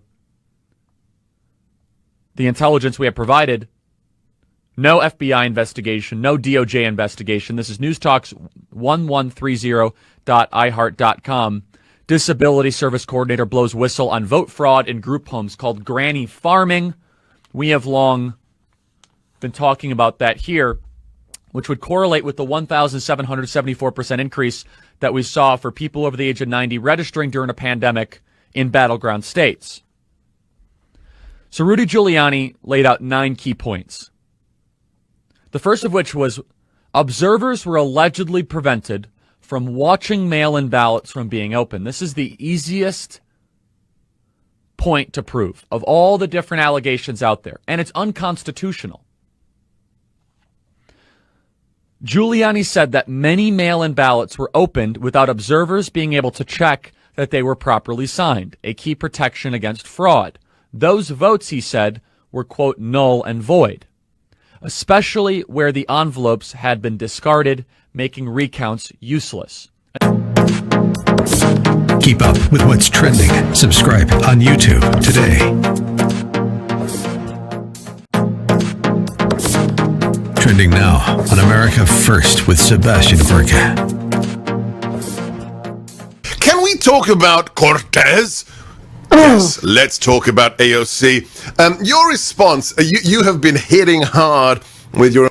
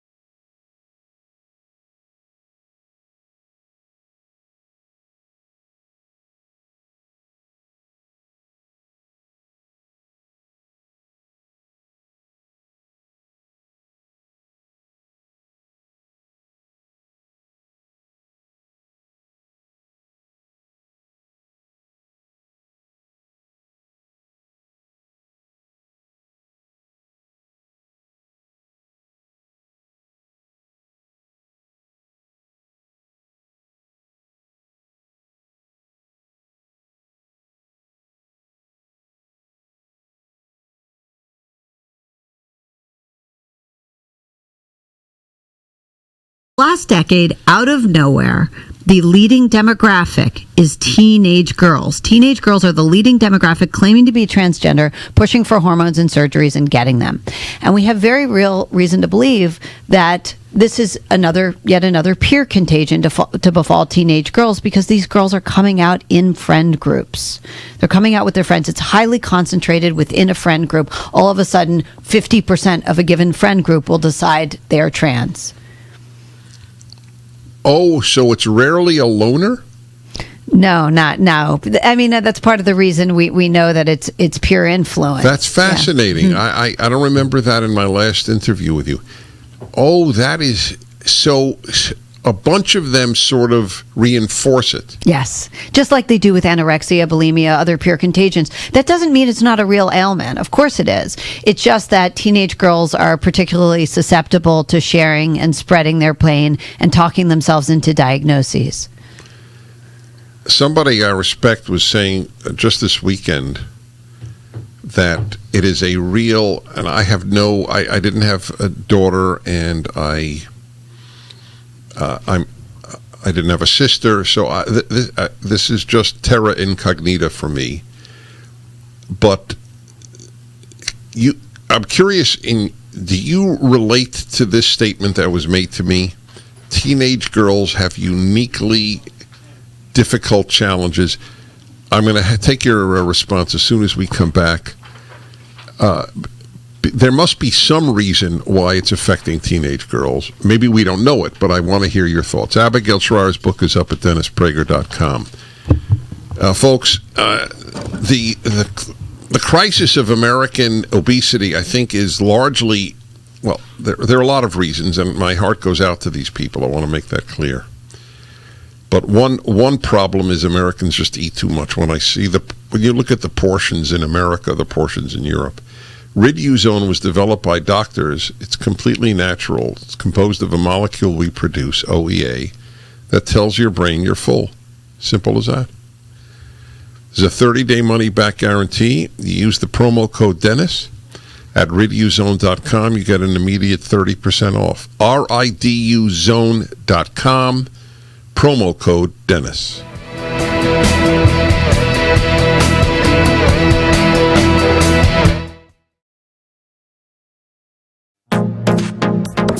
Trending now on The Mike Gallagher Show. Now, I just was reading some other news as I was getting ready for the show today. Johnson & Johnson, which has not been mentioned in the equation. It's all been Pfizer, BioNTech, and Moderna. Johnson & Johnson, a pharmaceutical giant, is going to seek FDA authorization for their vaccine. And their vaccine is a single-dose COVID-19 vaccine. And it looks like it might be February or sooner. We are likely weeks away from sort of going in an entirely different direction and getting closer to putting this behind us. Remember when Brett Baer used to say we're one day closer to this end of coronavirus? We need it. We need it. I know there's lots of arguing and anger and frustration over the election. There should be. We knew all along, all of us knew that when you're encouraging millions and millions of people to mail in ballots because of COVID, that there was a real strong potential for, the 27 toss-up races to all be won by Republicans down ballot, but Trump couldn't quite pull it off. Yeah, right. Biden got 10 million more votes than Barack Obama did. Yeah, right. Americans are not stupid. We're not blind. And we may be frustrated right now, and we may be stressed, and we may be prepared for whatever comes our way. We're going to persevere. Keep up with what's trending. Subscribe on YouTube today.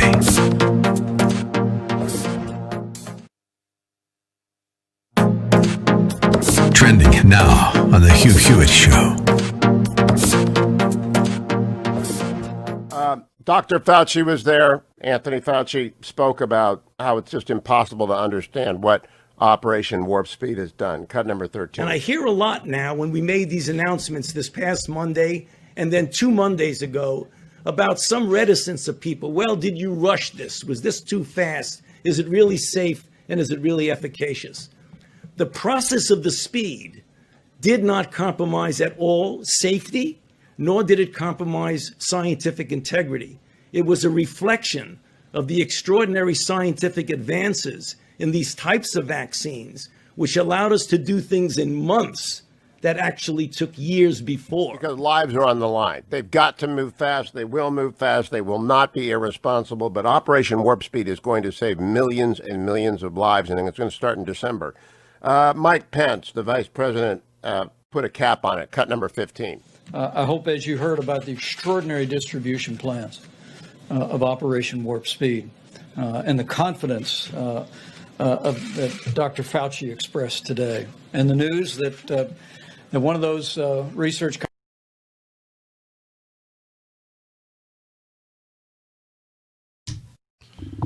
Hi, everybody. Dennis Prager here.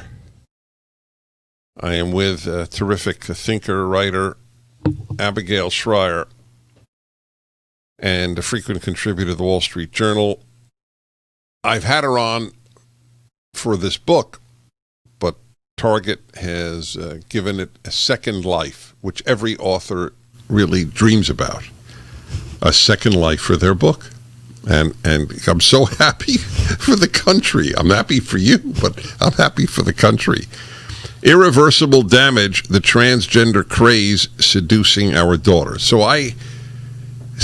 Abigail was saying that in the 100 years we've studied gender dysphoria, that is where you are highly uncomfortable with your biological sex, it has overwhelmingly been males wanting to be females. Is that correct? Yes.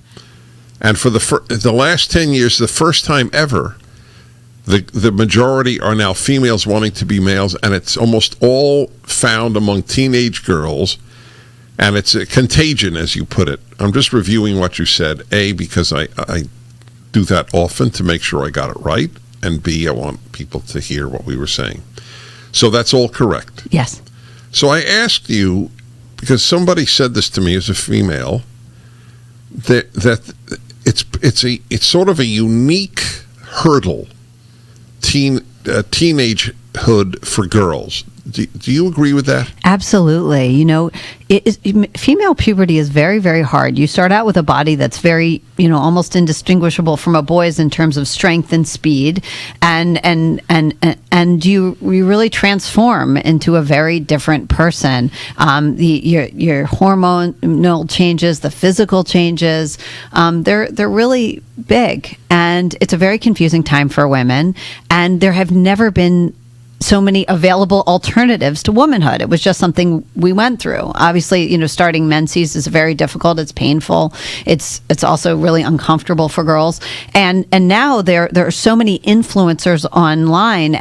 Social media influencers are more important to this young generation than Hollywood stars. And social media influencers, there are a lot of trans influencers online, and a lot of them promise that if you just start a course of testosterone, all your problems will go away. It's a great explanation. Frightening, but very clear. What about the voices of those who regret transgendering? Are they allowed even on the internet? Reddit took one of the largest subreddit, which is a group in which they were able to meet and communicate. This is a fast-growing population, by the way, young women who regret their medical transitions, and Reddit shut it down. Now it reopened it, but I am sure it has the effect of chilling speech when your group is suddenly shut down because trans activists complained. And these are a population of young people, most of them now women who are coming out and regretting, have regretted it, who are filled with shame. It takes tremendous bravery to talk about what you did to your body and how you regret it. It's extremely embarrassing, and it's very hard for these young women to come out and talk about it. And I was able to interview some of them in my book, and the stories are frightening. Double mastectomies they regret, hysterectomies they regret. Well, who is the man? You may know him. He writes for USA Today on occasion, and he has started a group of men, I think transgender in general, who regret it, as he does. He I think, 10, 15 years as a woman, and he deeply regrets the lost time and relationships and so on. Are you familiar with him? I assume you're talking about Walt Heyer, but I'm not Yes, sure. I am. Yeah, That's okay. correct. So, I've talked to him many times. He's wonderful. I suspect so. So, is he allowed a forum? What is his story? I don't know. I don't know the specifics of, what, he's been very brave and forthcoming. Right. Well, the USA publishes him because they have no choice. They'd have to fire him as a contributor. But he's the only one who you ever read in mainstream media, like USA Today. You're in the Wall Street Journal, but he's in USA Today saying this stuff. Right. So the girl is promised a solution to her problems. Is that what you're saying? Yeah, they're promised a solution, and there are so many lies told around this. I mean, doctors, therapists, teachers celebrate it as if transition is just easy and simple, and it's not. It's really invasive. It's really damaging to the body. It can be, and it comes with all these kind of side effects, and risks. And perhaps the biggest is the unknown. We actually don't know what testosterone does to the female body when it's given it 10 to 40 times what a young woman would normally experience for decades, which is what's required. It's a permanent, the woman becomes a permanent medical patient. We know it causes severe vaginal and uterine atrophy and risk of endometrial cancer, but we're just learning about all the risks. What percentage do you think stay male and are happy about it? Or it's too early to know? It's a little too early to know. We can see a lot of these young women, they don't look like they have gender dysphoria because, first of all, they didn't have it in childhood. And second of all, look, we know what they used to call transsexuals. They didn't come out because they're friends. They certainly didn't do it to be celebrated. These were people who sincerely had this profound discomfort. So we're dealing with a very different situation, and one where that transition is much less likely to be helpful to. Are you allowed to say, your 12-year-old daughter says, I'm a boy.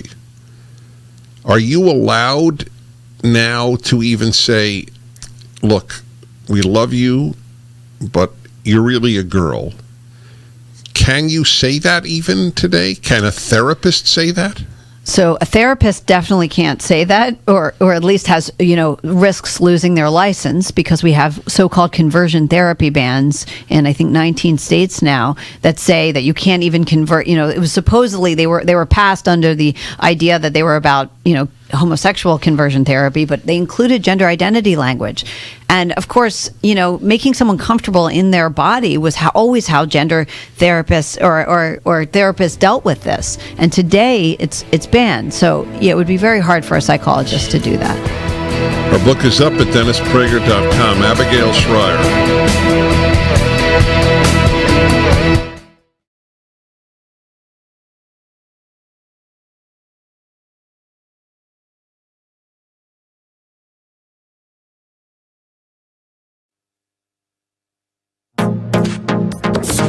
Trending now on the Eric Metaxas Show.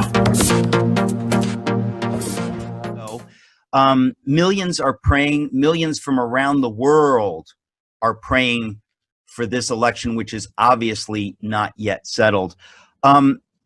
What do you see happening right now that people like me might be unaware of? What do you, being where you are and being close to the center, what do you see cooking?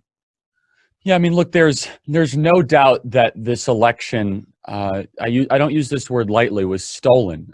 President Donald Trump outperformed every part of the country that was not a focal point for Joe Biden to get enough votes electorally through the Electoral College to get over the top. Some great examples, Eric, and we have this incredible whiteboard here where we've been going through all of this.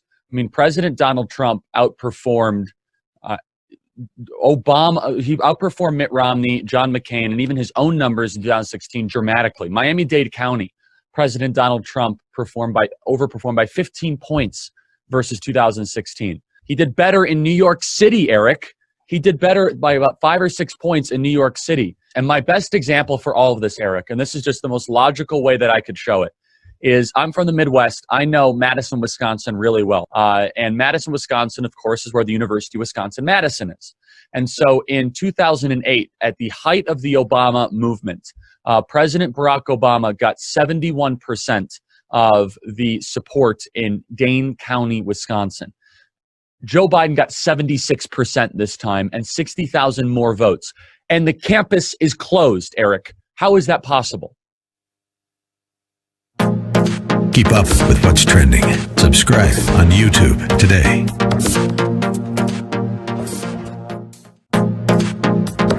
Trending now on The Mike Gallagher Show. Today's a big day. Today is the day that Pfizer will be formally requesting emergency use authorization for their vaccine against coronavirus. The president initiated and the administration implemented Operation Warp Speed, which is leading to the reveal that within weeks, it appears, millions and millions of Americans will start getting the vaccination against COVID-19. Of course, it's coming at a time that is urgently needed. In the vice president's words yesterday, coronavirus is surging through the nation. The U.S. death toll that has been attributed to a coronavirus is over 252,000 Americans. 2,000 reported yesterday. Hospitalizations, according to the mainstream media, and I always know we have to look at that with a little bit of a wary eye, but in their words, hospitalizations across America have exploded.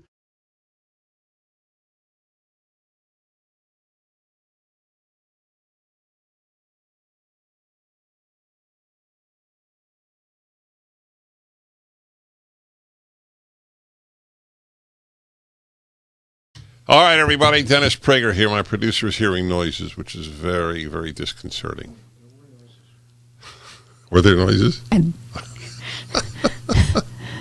All right. No. I believe you.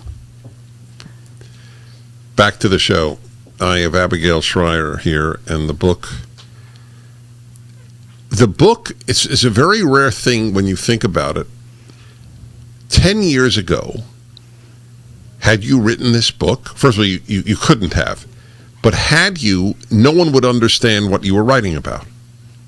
It's like when I was, it takes very short time for people to accept absurdities. I was on Bill Maher's show exactly a year ago when I said, you want to hear the latest lie? Men menstruate. And he started laughing. The whole audience laughed at me. I remember that. Yeah, they laughed. Like I made it up. Yeah. Who says that? Today, if you deny that men menstruate, you are a hater. And I also think, look, the book is controversial, but it really shouldn't be. I think that in 10 years' time, it won't be considered controversial to say, wait a second, there were no appropriate medical protocols in place. These young girls were self-diagnosing because we have affirmative care, which means every transgender patient is effectively entitled to self-diagnose and demand medicine, even minors. So I really think, urging caution here and expressing skepticism that this population that exploded is really suddenly transgender. I don't think that will be considered very controversial in a few years' time. I think that's why there's so much screaming around it, because they know that if people just hear the facts and hear the argument and see the numbers, they'll say, of course we should, proceed cautiously. And so the activists cannot abide that. I am very troubled that society can tell therapists what to say and what not to say, and that we have accepted that. You cannot take your 10-year-old, 12-year-old daughter who says she's a boy to a therapist to help work through the dysphoria. I mean, wouldn't any normal person say, and I don't mean sexually normal, I mean just thinking normally, yes, if you truly have it, we have sympathy, but maybe you don't. Maybe it is just a phase. So there used to be something called differential diagnosis, and we expected people, doctors certainly to do it. You expected therapists to engage in real therapy, which means questioning what the patient decides they have. All right. The book is Irreversible Damage, the Transgender Craze Seducing Our Daughters. Abigail Schreier, thank you for coming in. Thank you, Target, for once again making her book a bestseller. The Dennis Prager Show, live from the Relief Factor pain-free studio. America First with Sebastian Gorka. What did you think of the press conference yesterday? Are you satisfied in general by the campaign's response and by the conservative response to what we witnessed 2 weeks ago on election night? Well, here's what we have to understand as a predicate. If we allow fraud to continue, if we turn a blind eye to it, if we accept the proposition that any accusation of fraud or any query of ballots cast is racist or an attack on democracy itself, then we as conservatives will never win another election again. Because in some of these, very densely populated cities, you have a feature that I like to call ballot laundering, where people didn't actually intend to vote those ballots those particular ways. There was just a mechanized system to request ballots, submit those ballots, and then have people count them in the absence of review, authentication, validity. And my concern is that while the campaign is doing everything they can and should after the fact to expose this, we should have caught it in the act, Dr. Gorka. We should have had U.S. attorneys on the ground ready to enforce injunctions, ready to demand that the law be complied with, because here's the problem. Every remedy that Mayor Giuliani is requesting in legal proceedings requires the disqualification of pools of ballots that have both legal and potentially illegal ballots. Right, the commingled ballots. Exactly. So, I do not see any path to a judge excluding commingled ballots. But I am very concerned about the fraud that happened. We know it happened. Keep up with what's trending. Subscribe on YouTube today. Trending now on the Mike Gallagher Show. Now, I just was reading some other news as I was getting ready for the show today. Johnson & Johnson, which has not been mentioned in the equation. It's all been Pfizer, BioNTech, and Moderna. Johnson & Johnson, a pharmaceutical giant, is going to seek FDA authorization for their vaccine. And their vaccine is a single-dose COVID-19 vaccine. And it looks like it might be February or sooner. We are likely weeks away from sort of going in an entirely different direction and getting closer to putting this behind us. Remember when Brett Baer used to say we're one day closer to this end of coronavirus? We need it. We need it. I know there's lots of arguing and anger and frustration over the election. There should be. We knew all along, all of us knew that when you're encouraging millions and millions of people to mail in ballots because of COVID, that there was a real strong potential for, the 27 toss-up races to all be won by Republicans down ballot, but Trump couldn't quite hold off, couldn't quite pull it off. Yeah, right. Biden got 10 million more votes than Barack Obama did. Yeah, right. Americans are not stupid. We're not blind. And we may be frustrated right now, and we may be stressed, and we may be prepared for whatever comes our way. We're going to persevere. Keep up with what's trending. Subscribe on YouTube today.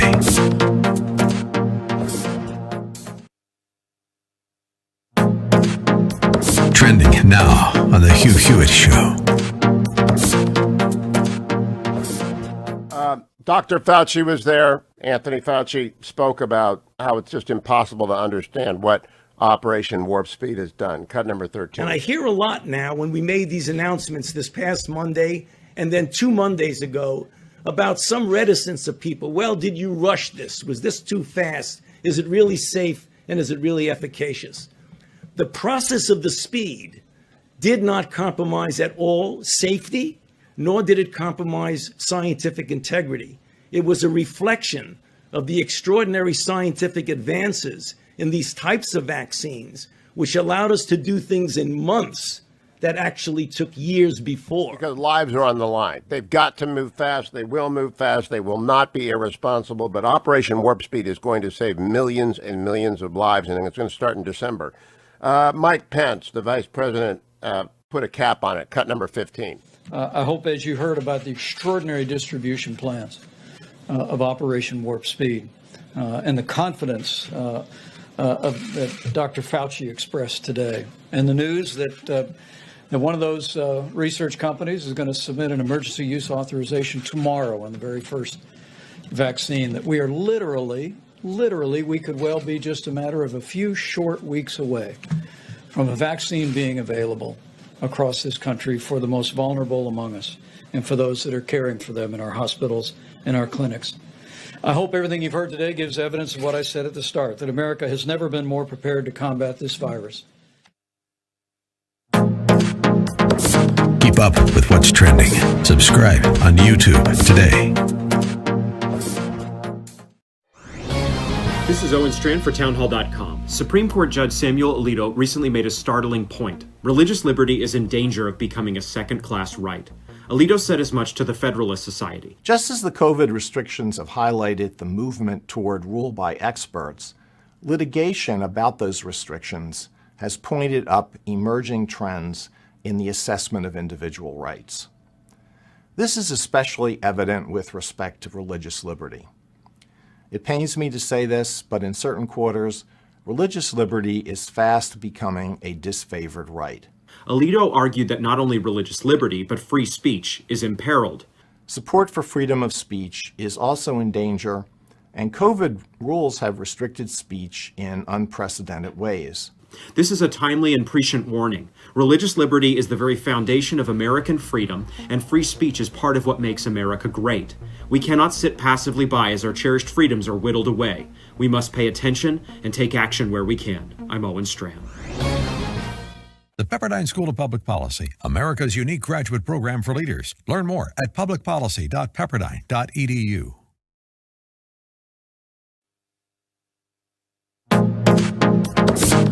Trending now on The Larry Elder Show. Appreciate it. Chris is in San Antonio, Texas. Chris, you're on The Larry Elder Show. Oh, wow. What an honor to speak with Great Eldersky. How you doing today? I'm doing well. Thanks, Chris. I guess my question is, can you imagine if this goes to the courts and then it goes... Hi, everybody. Dennis Prager here. All right.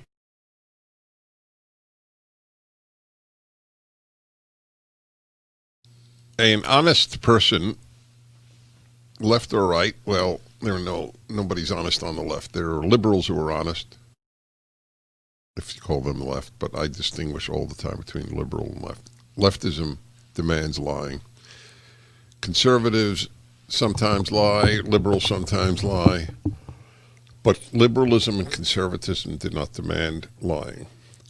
So if you have concern about truth, then you don't know what exactly to conclude about the election, because there are just that many anomalies. Joe Biden might have won honestly, and he might have won dishonestly. The second is not weird. It is not conspiratorial. It asks questions. In the Federalist, there's a list of some of these. I'd like to read them to you. It's appearing today. 5 more ways Joe Biden magically outperformed election norms. It's an important piece, which raises a lot of fascinating questions. These are facts. These are not theories. Candidate Joe Biden was so effective at animating voters in 2020 that he received a record number of votes, more than 15 million more than Barack Obama received in his re-election of 2012. And he managed to do this while losing in almost every bellwether county across the country. No presidential candidate has been capable of such electoral jiu-jitsu until now. So let me read to you some of the examples of the anomalies. A lot of Americans turned out for a Washington politician who's been in office for nearly 50 years. Consider this. Listen to this. No incumbent president in nearly a century and a half. Well, I didn't see the half. In nearly 150 years, the whole republic is only 70s? So it's 25. Is it 225, 325, 345 years old? Is that correct? No, 204. Wait. 125, 225, 245 years. And so in 150 in the majority of the years that America's existed, no incumbent president has gained votes in a re-election and lost. That's fascinating, isn't it? That's what I mean. There are just a lot of anomalies that have taken place. President Trump gained more than 10 million votes since his 2016 victory. But Biden's appeal was so substantial that it overcame President Trump's record support among minority voters. Biden also shattered Barack Obama's own popular vote totals, really calling into question whether it was not perhaps Biden who pulled Obama across, this guy's being sarcastic, obviously, the finish lines in 2008 and 2012. Okay, so that's one very anomalous thing. In 150 years, no incumbent president has received more votes in his second run for president, his re-election run, and lost. Next, winning despite losing most bellwether counties. Biden is set to become the first president in 60 years to lose the states of Ohio and Florida and be elected. 60 years.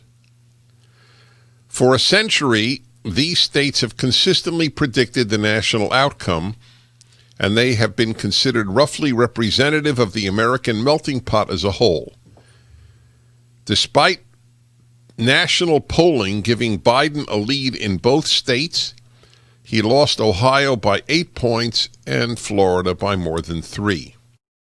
For Biden to lose these key bellwethers by notable margins and still win the national election is newsworthy. All right. Even more unbelievably, Biden is on his way to winning the White House after having lost almost every historic bellwether county across the country.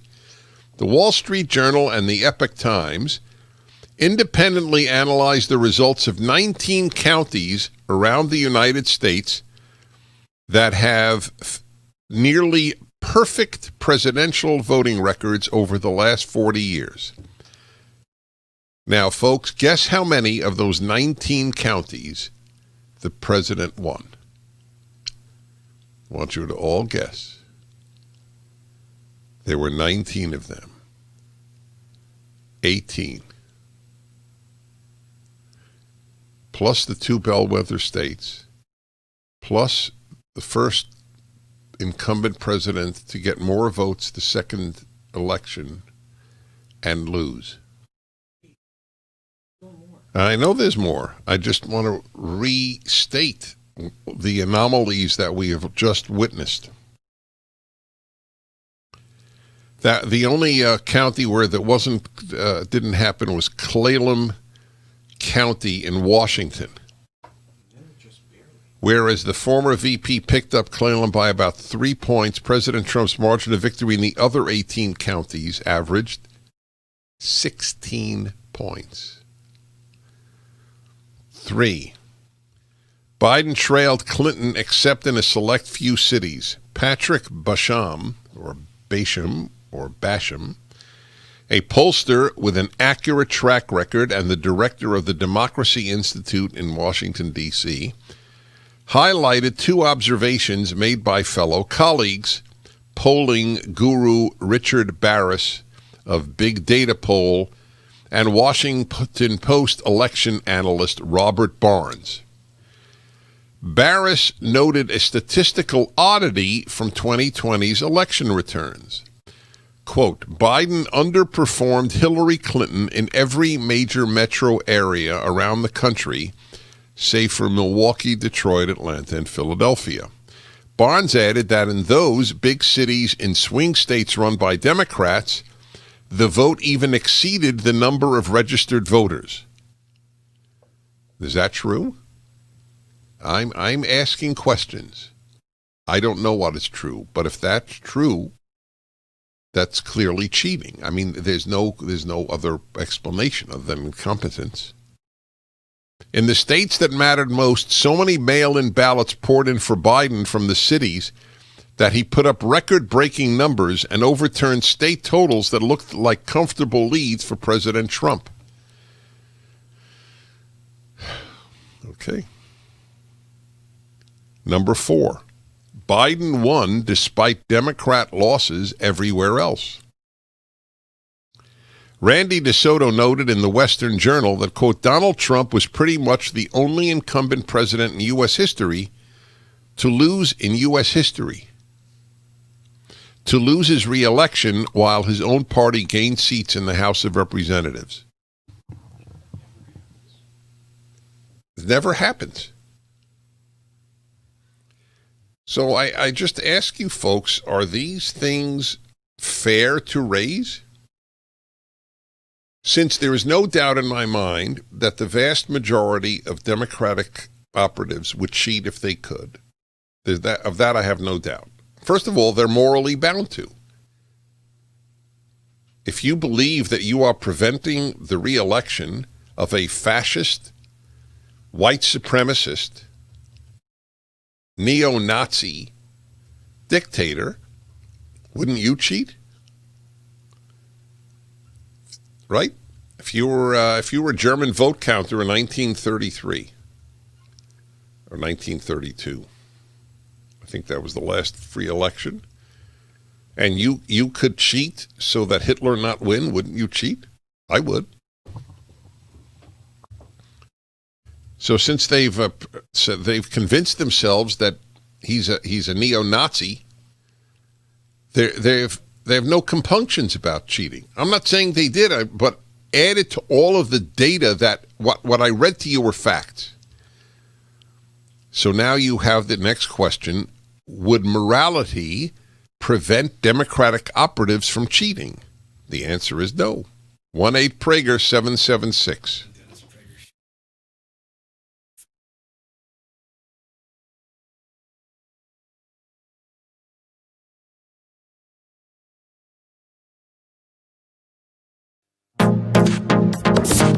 Trending now on the Eric Metaxas Show. Who do you think gave the high sign or made the plan behind the scenes what to do on election night? These are people. This wasn't an algorithm. Who do you suppose are the mandarins of power on the Democratic side who made these decisions? Yeah, it's hard to say. I mean, there's a lot of different working theories here, and I think they all might have some element of truth together. And so some people are very focused on the Hammer scorecard, the Dominion voting systems, and I think that actually there's a lot behind that. We've already seen that one of the Dominion voting systems changed 6,000 votes in Michigan from a Republican losing to a Republican winning. We've seen memory stick upload issues in 3 counties now in Georgia that otherwise would not have been found if it wasn't for the canvassing and the audit in Georgia. I also think that there's a lot to be said, though, about a phrase that I coined called ballot laundering, where all these ballots were sent out and you enlist 30 or 40 criminals, which it always stuns me. People say, well, voter fraud doesn't exist. I say, it's like saying money laundering doesn't exist. They're like, well, I went into my local laundromat. I couldn't see any money laundering. I'm like, yeah, that's the point. Is that I counted all their dollar bills. I audited them. I said, well, do you look at their books? Did you talk to their customers? Do you see that guy come with a big thing of cash and say, yeah, wash some of my briefs and my suits? You have to look a little bit deeper with a little more complexity. And ballot laundering is what the New York Times said in 2012. It exists all over. They used to cover this stuff ferociously, which is called granny farming. There was a 1,774% increase in voter registration for people over the age of 90 in Pennsylvania in the midst of a pandemic. Keep up with what's trending. Subscribe on YouTube today. Trending now on The Charlie Kirk Show. A woman who treats developmentally disabled patients. She said, I haven't been able to see my patients in person since March because of the virus. But right after the election, one of my clients said that he voted for Biden but didn't want to. He told me that he said Biden won because Biden would make his Social Security payments go down. He was sad that Biden won. I asked him why he voted for Biden, if he was worried about that, and he said that one of the helpers just came in and filled out his ballot for Biden for him. Bombshell voter fraud revelation in Wisconsin. To the best of our knowledge or the intelligence we have provided, no FBI investigation, no DOJ investigation. This is newstalks1130.iheart.com. Disability Service Coordinator blows whistle on vote fraud in group homes called granny farming. We have long been talking about that here, which would correlate with the 1,774% increase that we saw for people over the age of 90 registering during a pandemic in battleground states. So Rudy Giuliani laid out 9 key points. The first of which was observers were allegedly prevented from watching mail-in ballots from being open. This is the easiest point to prove of all the different allegations out there, and it's unconstitutional. Giuliani said that many mail-in ballots were opened without observers being able to check that they were properly signed, a key protection against fraud. Those votes, he said, were, quote, null and void, especially where the envelopes had been discarded, making recounts useless. Keep up with what's trending. Subscribe on YouTube today.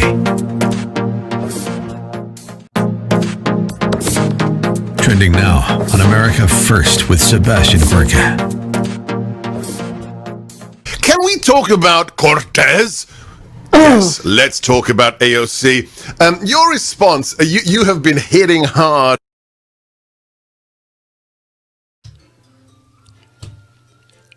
Well, hello, everybody.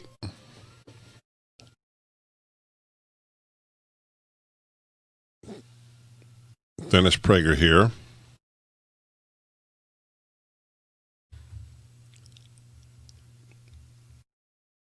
I was reading to you from the Federalist, the article. Some of you are calling, you want to see it. It's up at DennisPrager.com. Just the anomalies of this election. I find that one really riveting. That in American history, it has virtually never happened that the president lost and the House gained. The House of his party gained in the House of Representatives. It hasn't happened in 150 years that an incumbent president had more votes in his re-election campaign and lost. Now, it's all possible. I'm not saying this is proof, but to dismiss people for even thinking that Democrats might cheat.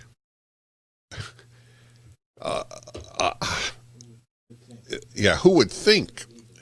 You know, Hugh Hewitt, who's his balanced a Republican so much so that he is a frequent guest on which one, MSNBC, which had him, MSNBC and NBC. And NBC, yeah. He wrote the book. If it isn't close, they can't cheat. It's one of his books. It's not about Republicans.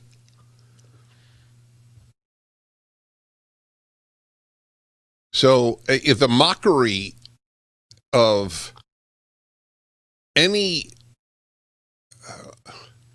semblance of rational doubt, that's mockery is their vehicle in any event. Everything is mocked. If you're against the lockdown, you are a denier. You know how often I read people on the right say the virus is a hoax? Did you ever hear anybody say the virus was a hoax? I am well read. I am unfamiliar with anyone close to mainstream conservatism who said the virus is a hoax. They may have said the response is a hoax. I don't think it's a hoax. I think it's the most destructive act that that was made worldwide in the history of the world. That's what I think. It's not a hoax. The lockdown is not a hoax. It's just a merciless, stupid, destructive, vile, irresponsible response. That's all it is. It's not a hoax. The destruction of people, that African countries have locked down when there's almost no death in Africa, and these poor people, I read to you a piece, it stays in my mind. Our truck drivers wait so long at the borders to check if they have COVID, where in a continent where it's death. I'll show you how rare it is in Africa. And yet they've shut down countries in Africa. All leaders in the world except Sweden are animated by one thing. I don't want to be associated with death on my watch. That's it. That's what leadership has become in the world. So I'm going to give you, it's fascinating. This will be a major thing. I go to worldometers or worldometers, by the way, every day, so you'll just know where I get my data from. So we're going to look at the world chart here, which didn't come up. 1 second. This is really important to me to give this to you. Okay, countries, thank you. So deaths per 1 million, that's always the chart I go to. The first African country on the list. See, I'm up to 20, there isn't one. 25, not one. 30, not one. 35, not one. 40. South Africa is 40th. That's the first country in Africa on the list. 40th in the world. Behind essentially every European, every Western country. And African countries are locking down, starving their people. Literally starving their people. The epidemiologist profession has shamed itself. I have no interest in what they have to say. None. I assume they're wrong. And I have been right. I've been right all along about this. And I'm right about the epidemiologists whom I suspected from very early on were propagandists. When they told us 50,000, it's an epidemiological claim that 50,000 people in America die each year of secondhand smoke. It's not a scientific claim. Epidemiologists have somehow figured it out. 50,000 people, if it weren't for secondhand smoke, they'd be living. And people bought it. Larry Elder, who doesn't smoke, has made the point, I've heard it make, is very powerful. As soon as Americans accepted, was it Larry or was it Adam Carolla? Maybe both. Maybe, I know it was one of them. Two good friends, and I just Don't recall which one made this point. And as soon as America's accepted that you can't even smoke, you know, like in Burbank, California, you can't smoke in a cigar store, and all these other rules, that was the beginning of the road. I don't like secondhand cigarette smoke. I admit it, but I do like liberty.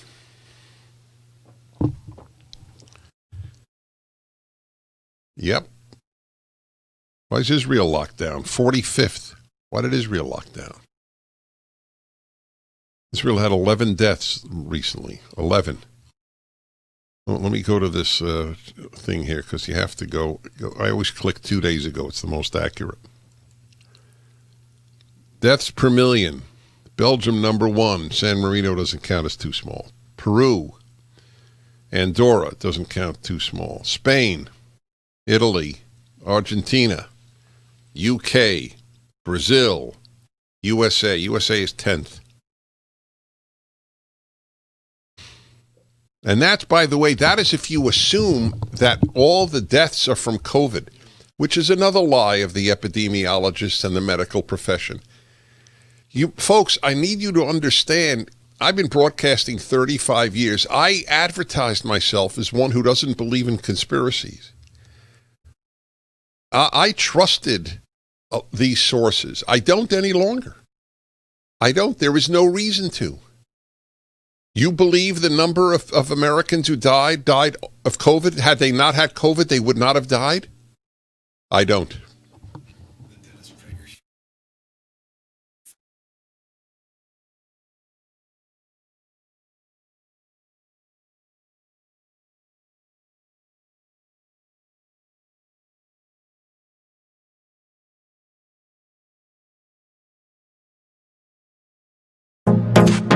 Trending now on the Charlie Kirk Show.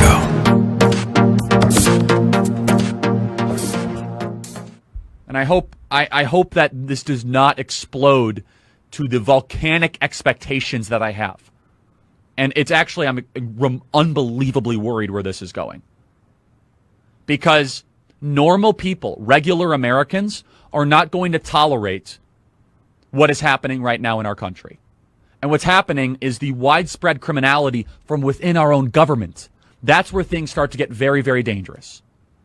And normal people and regular people that work their tail off to do the right thing, to not even get not even get parking tickets, to not even get speeding, to people that follow the law, they see this Nevada cash for vote scheme. They see the granny farming that whistleblowers have now said exists in in Wisconsin.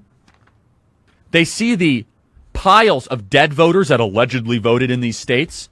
They see the 1,774% increase for older people, that 90-plus-year-olds that registered to vote in Pennsylvania, most of which registered to vote online. You're right. They see the National Democrat Party suggesting re-education camps for Trump supporters.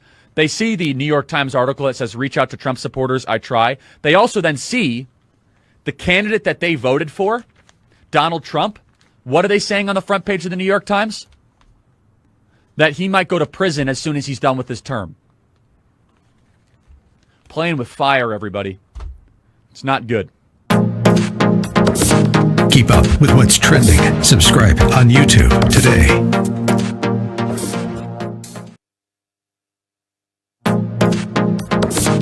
Trending now on the Larry Elder Show. Restrictions starting today. Gyms, movie theaters, churches can no longer meet indoors. As a result of the emergency orders, 41 of California's 58 counties are now in what's called purple tier status, and that is Newsom's strictest category. He's also considering instituting a statewide curfew. Meanwhile, the governor attended a dinner party at an upscale French restaurant and had more than the 10 people that he is saying that you can only have when you are in some sort of social gathering. And he's put out a statement saying, "Oh, I'm sorry, I didn't realize it. We're all gonna do better." And as soon as I sat down at the larger table, I realized it was a little larger group than I had anticipated. And he started counting them: 1, 2, 3, 4. And maybe he didn't realize that he had exceeded the number. First, he sends his children to in-person private school while attacking school choice and keeping public schools closed throughout California. Now he attends a private gathering while telling Californians to do otherwise. Got to own that. And so I want to apologize to you because I need to preach and practice, not just preach. Sacramento Bee editorial board, quote, "If Newsom can't get his head into the game, perhaps he should make the governor thing a one-term affair and leave the job open for someone with a desire to lead," end of quote. He told you not to have a gathering of more than 10 people. He exceeded that, but spiritually he didn't exceed it. He may have exceeded it physically. Keep up with what's trending. Subscribe on YouTube today.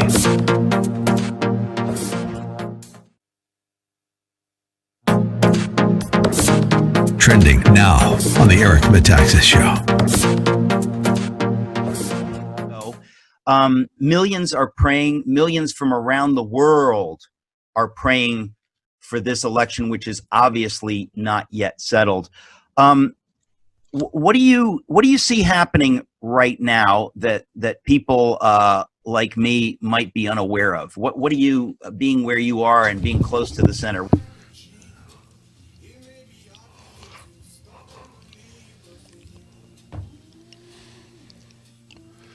Okay, everybody, you're listening to the Dennis Prager Show. I want to remind you that we're having our cruise, Dennis Prager Cruise. First year in 25 years, I didn't have a cruise with listeners.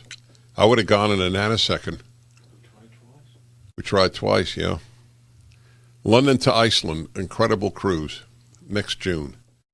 There's a banner up at DennisPrager.com. All my cruises sell out. And there's a hunger to live life again. So this will certainly be sold out. By the way, I already took that trip, and I loved it so much I'm doing it again. We usually don't repeat cruises. I found Iceland fascinating. It stops in Ireland and Northern Ireland. Liverpool, just so you know. Oh, I have not been to Liverpool. We're going to Liverpool? Well, you know what I'm doing? If we're going to Liverpool, I'm bringing along a dictionary. It is not easy to understand, an American to understand people from Liverpool. At least that was the case when I studied in England. Maybe it's normalized, so to speak. But that's exciting. I love going to places I haven't been to, which gets harder and harder since I've been to 130 countries. It's a tough thing to do. Anyway, the cruise is taking place in June. All right, everybody. The article that I was reading to you from The Federalist is up at DennisPrager.com, The Anomalies of the Election. It was a 19-year-old who wanted to know why, it's a talking point on the left, well, Democrat-run cities are richer than Republican-run cities. Can you name a Republican-run city? No, I'm not kidding. No, the top 20 cities. The top 20. Oh, the only one I know, isn't there a Republican mayor in San Diego? Yeah. So that would be the one exception. I'm not sure he's a Republican. Maybe. And anyway, San Diego's rich. So New York isn't rich because it's run by Democrats, and New York was rich when it was run by a Republican, Rudy Giuliani. The whole argument is a fraud. It's a fraudulent argument. California is very rich. It's run by Democrats. You think it's rich because it's run by Democrats? Was it not rich when it was run by Republicans? And isn't it deteriorating on every possible socioeconomic indicator in California? That's because of the Democrats. Here was an article from Seattle. wanted to share with you. Mass exodus worse. This is KTTH TV radio in Seattle. Mass exodus worsens with 34 more Seattle police out as council defunds. While the Seattle City Council is poised to cut the police budget once again, the mass exodus continues with at least 34 more officers having separated from the department. The newest staffing data puts the number of officers leaving Seattle in 2020 at 144 and counting. This is historically high. The council is wrapping up deliberations on the 2021 budget with a Monday afternoon vote planned. It will likely see a 17% budget cut to the Seattle Police Department, far short of their pledge to defund by 50%. Still, the move continues to put Seattle on a downward spiral toward even higher crime. With just about 1,200 so-called deployable officers, Seattle is at lower levels than they were in 1990. And you know how much the population has increased since 1990? 44%. Well, that's the beauty. Everybody who's moved into Seattle is a peace-loving person, so it's irrelevant. Meanwhile, crime is surging with reportedly year-over-year increases in homicides. That's the story from Seattle. Are you ready? Did you see this story? This is Gizmodo. Is that one of these? It's a tech magazine on the left. Are you ready? I hope you're all sitting. I'm going to read you the headline, and then when we come back, parts of the story. Cancel the Rockefeller Center Christmas tree for good. But there's no war on Christmas. That's right-wing propaganda. All right, everybody. Riduzone is a terrific product that I mentioned earlier, and now I'm going to talk to you. It's perfect. About another terrific product, which it is. It's in my pocket because I'm going to be taking it right after the show, and that is Relief Factor. Relief Factor is for muscular aches, joint aches, and the like. In 3 weeks, you'll know if it works, and they give you a 3-week special low price, $19.95 plus shipping at relieffactor.com, 800-500-8384.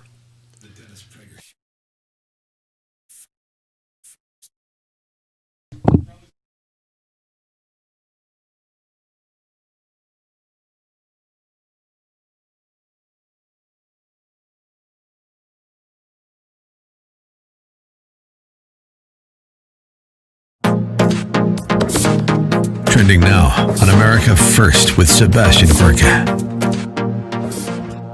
Can we talk about Cortes? Yes, let's talk about AOC. Your response, you have been hitting hard with your amazing videos, the insanity of political correctness, of cancel culture. Does cancel culture, is it adequate enough a phrase when we're talking about AOC tweeting out that it's time to make lists of Trump supporters? Okay, tag me in, Sebi. Can I go off? Tag me in, can I? You can go off. Yes, okay. First of all, I don't take her that seriously because let's be real, I don't think she can read that well to be making any lists I'd be worried about. Plus, she is the dumbest human being I've ever met or seen on the internet. I haven't met her. She's so stupid, she probably thinks that COVID-19 is Elon Musk's new kid. She is so stupid, she thinks that Pfizer is a mumble rapper and we need to learn his TikTok dances. AOC is so dumb, she thinks that the Bitcoin bull run is an actual event and we need to save the bulls. I don't know how to process her level of stupid, so I just laugh at her. Those are some good lines. Look, she is risible, she is funny. I'm not sure those are the coolest dance moves I've ever seen. Keep up with what's trending. Subscribe on YouTube today.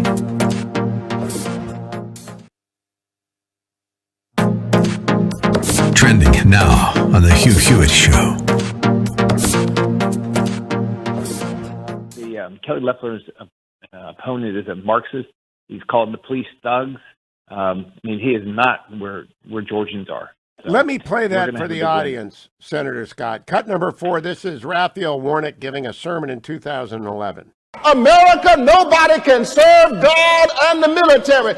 We have seen in modern times the rise of Trump and Trumpism on the shoulders of Christians brings into sharp focus the moral bankruptcy of the American church. So, Senator Scott, the moral bankruptcy of the American church, the assertion you can't serve God and be in the U.S. military. Do Georgians hear this? Or because I've had Georgians call me and tell me their airwaves are flooded with Raphael Warnock and John Ossoff, who is AOC light propaganda.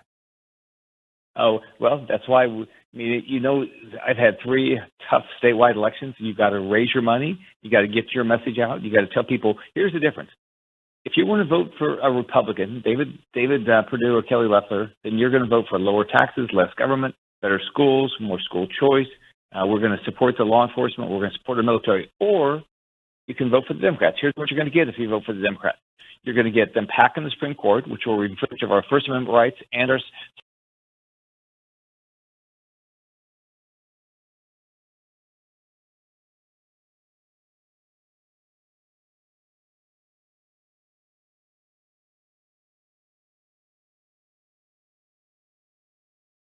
A quick reminder, everybody, that for $20 a month, you can change over to Pure Talk USA. Get unlimited text, unlimited talk, and 2 gigabytes of data for $20 a month. How's that?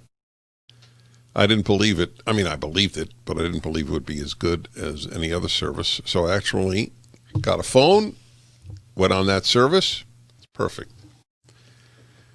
All you do is dial pound 250, say Dennis Prager. Pound 250 and say Dennis Prager.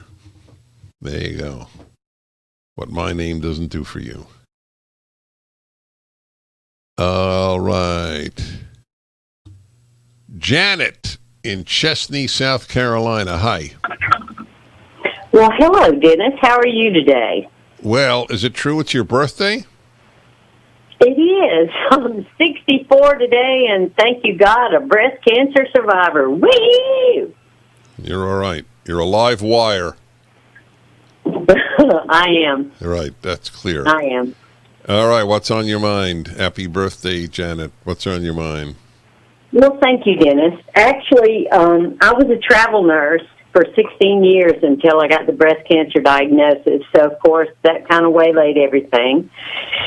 But I have friends who are still operating room nurses and travelers. And a friend of mine sent me a message the other day, and she said, this 34-year-old guy died of COVID, and, he had no underlying issues, da-da-da-da-da. And she said, but he had a horrible motorcycle accident. So why is it that they get to claim that he died of COVID when that's not what killed him? The fact that he had COVID was kind of a side issue. What killed him was that he wiped out on a motorcycle. I am silent because it's so brazen. As I believe it. I believe what you said 100%. I have heard it over. I think it's one of the guidelines in the United States. If you had COVID, you died of COVID. But the motorcycle accident is the most dramatic example of what a lie it is. Unless you say COVID caused the motorcycle accident. That's true. And it's not fair. My understanding is that states get more money for each COVID death. The hospitals do, I think, if I'm not mistaken. The states do as well? Maybe. I didn't know that. But you think about how many millions have died supposedly in California from COVID, but really wasn't COVID. That's yeah. Well, we don't have millions here. We have very few, actually. But your point is entirely accurate.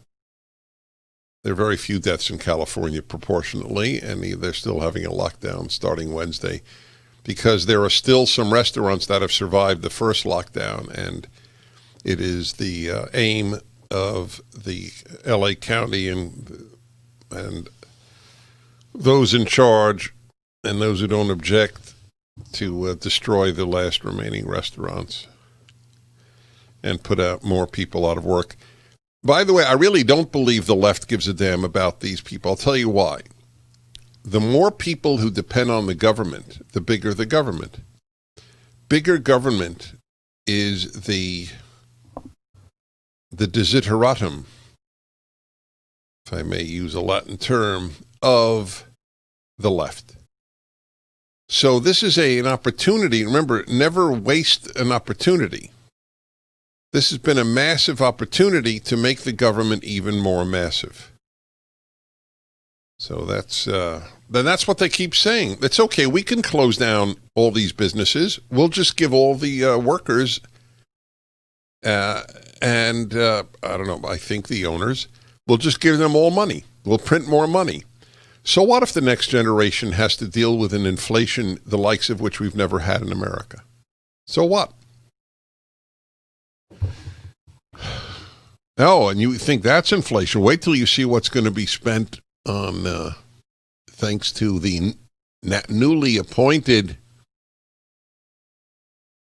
not drug czar, the environment czar. That's the man. That is the man. I'm sorry? Climate czar? John Kerry. Okay. JR, Columbus, California. Hi. Hey, how you doing, Dennis? Love Prager you, and couldn't agree more with what you just said. But the reason I called is I used to live in a place called Mission Viejo, south of L.A. Used to. I'm curious why you still... Wait, where do you live? Excuse me, where do you live now? Columbus, Ohio. Oh, it says here California, so that was a boo-boo on the... I heard that, but... Yeah, no, it's not my... Okay, I feel bad. I hate when that happens. But anyway, people... Somebody has to go to the punishment room. That's right. But in the meantime, so you moved... When did you move to Ohio? When I was about 20. Okay. So all right. So that's 40. Excuse me. Yeah, it's 40 years. Wait, no, 30 years ago. Okay. So, correct. All right. So you want to know why I'm still here? Yeah, I have a theory, but I want to hear what you. I've told everybody the same. The reason I'm here is because the people I love are here, other than my family. My family is my kids are on the East Coast. Yeah. But so what's your theory? My theory is you're a fighter, and you're over the target right now in probably one of the. You know what? It's a very noble, it's a very noble reason you gave. I am a fighter, but it has nothing to do with my staying in California. It's the joy that I have from all the wonderful people in my life. I founded a synagogue with some friends. We founded one here. I love the people who attend. I have a very rich life here. We'll be back.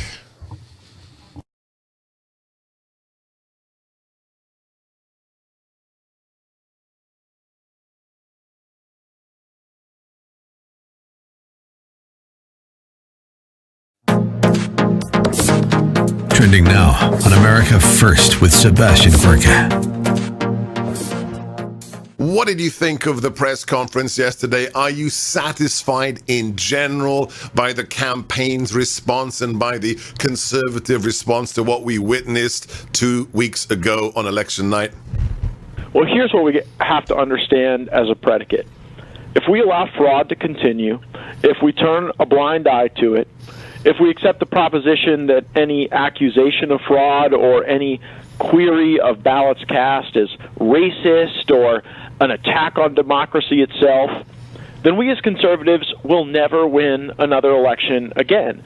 because in some of these, very densely populated cities, you have a feature that I like to call ballot laundering, where people didn't actually intend to vote those ballots those particular ways. There was just a mechanized system to request ballots, submit those ballots, and then have people count them in the absence of review, authentication, validity. And my concern is that while the campaign is doing everything they can and should after the fact to expose this, we should have caught it in the act, Dr. Gorka. Yes. We should have had U.S. attorneys on the ground ready to enforce injunctions, ready to demand that the law be complied with, because here's the problem. Every remedy that Mayor Giuliani is requesting in legal proceedings requires the disqualification of pools of ballots that have both legal and potentially illegal ballots. Right, the commingled ballots. Exactly. So, I do not see any path to a judge excluding commingled ballots. But I am very concerned about the fraud that happened. We know it happened. Keep up with what's trending. Subscribe on YouTube today. Trending now on The Mike Gallagher Show. Now, I just was reading some other news as I was getting ready for the show today. Johnson & Johnson, which has not been mentioned in the equation. It's all been Pfizer, BioNTech, and Moderna. Johnson & Johnson, a pharmaceutical giant, is going to seek FDA authorization for their vaccine. And their vaccine is a single-dose COVID-19 vaccine. And it looks like it might be February or sooner. We are likely weeks away from sort of going in an entirely different direction and getting closer to putting this behind us. Remember when Brett Baer used to say we're one day closer to this end of coronavirus? We need it. We need it. I know there's lots of arguing and anger and frustration over the election. There should be. We knew all along, all of us knew that when you're in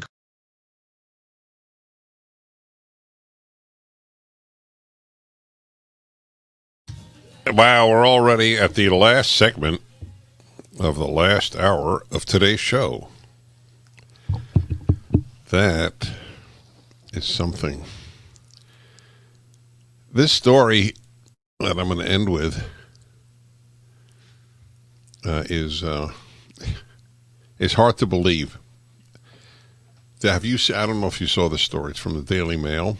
Trump attorney Lynn Wood tells Republican supporters not to back GOP candidates in the Georgia runoff because they have failed to help the president's fight to overturn the election. Have you heard about that?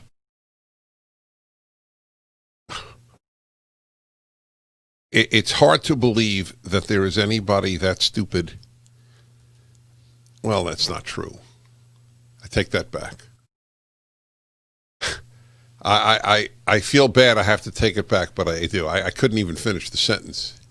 It was really stupid on my part. It's maybe one of the stupidest things I've ever said, that I can't believe that there's someone that stupid in the administration. It has nothing to do with his administration, any administration. One of the things you realize as you get older, and I don't mean much older, you realize it like in your 30s at the latest. There are really a lot of stupid adults in positions of power. Most people get to powerful positions because they love powerful positions. I mean, it's so hard to believe that this man said this, yet they've named the name, they've given the quote. President Trump's attorney has suggested to voters in Georgia, where 2 Senate runoff seats are due to take place in January, they should hold off voting for 2 Republican senators until they are seen to be doing more to help the president fight to overturn the 2020 election?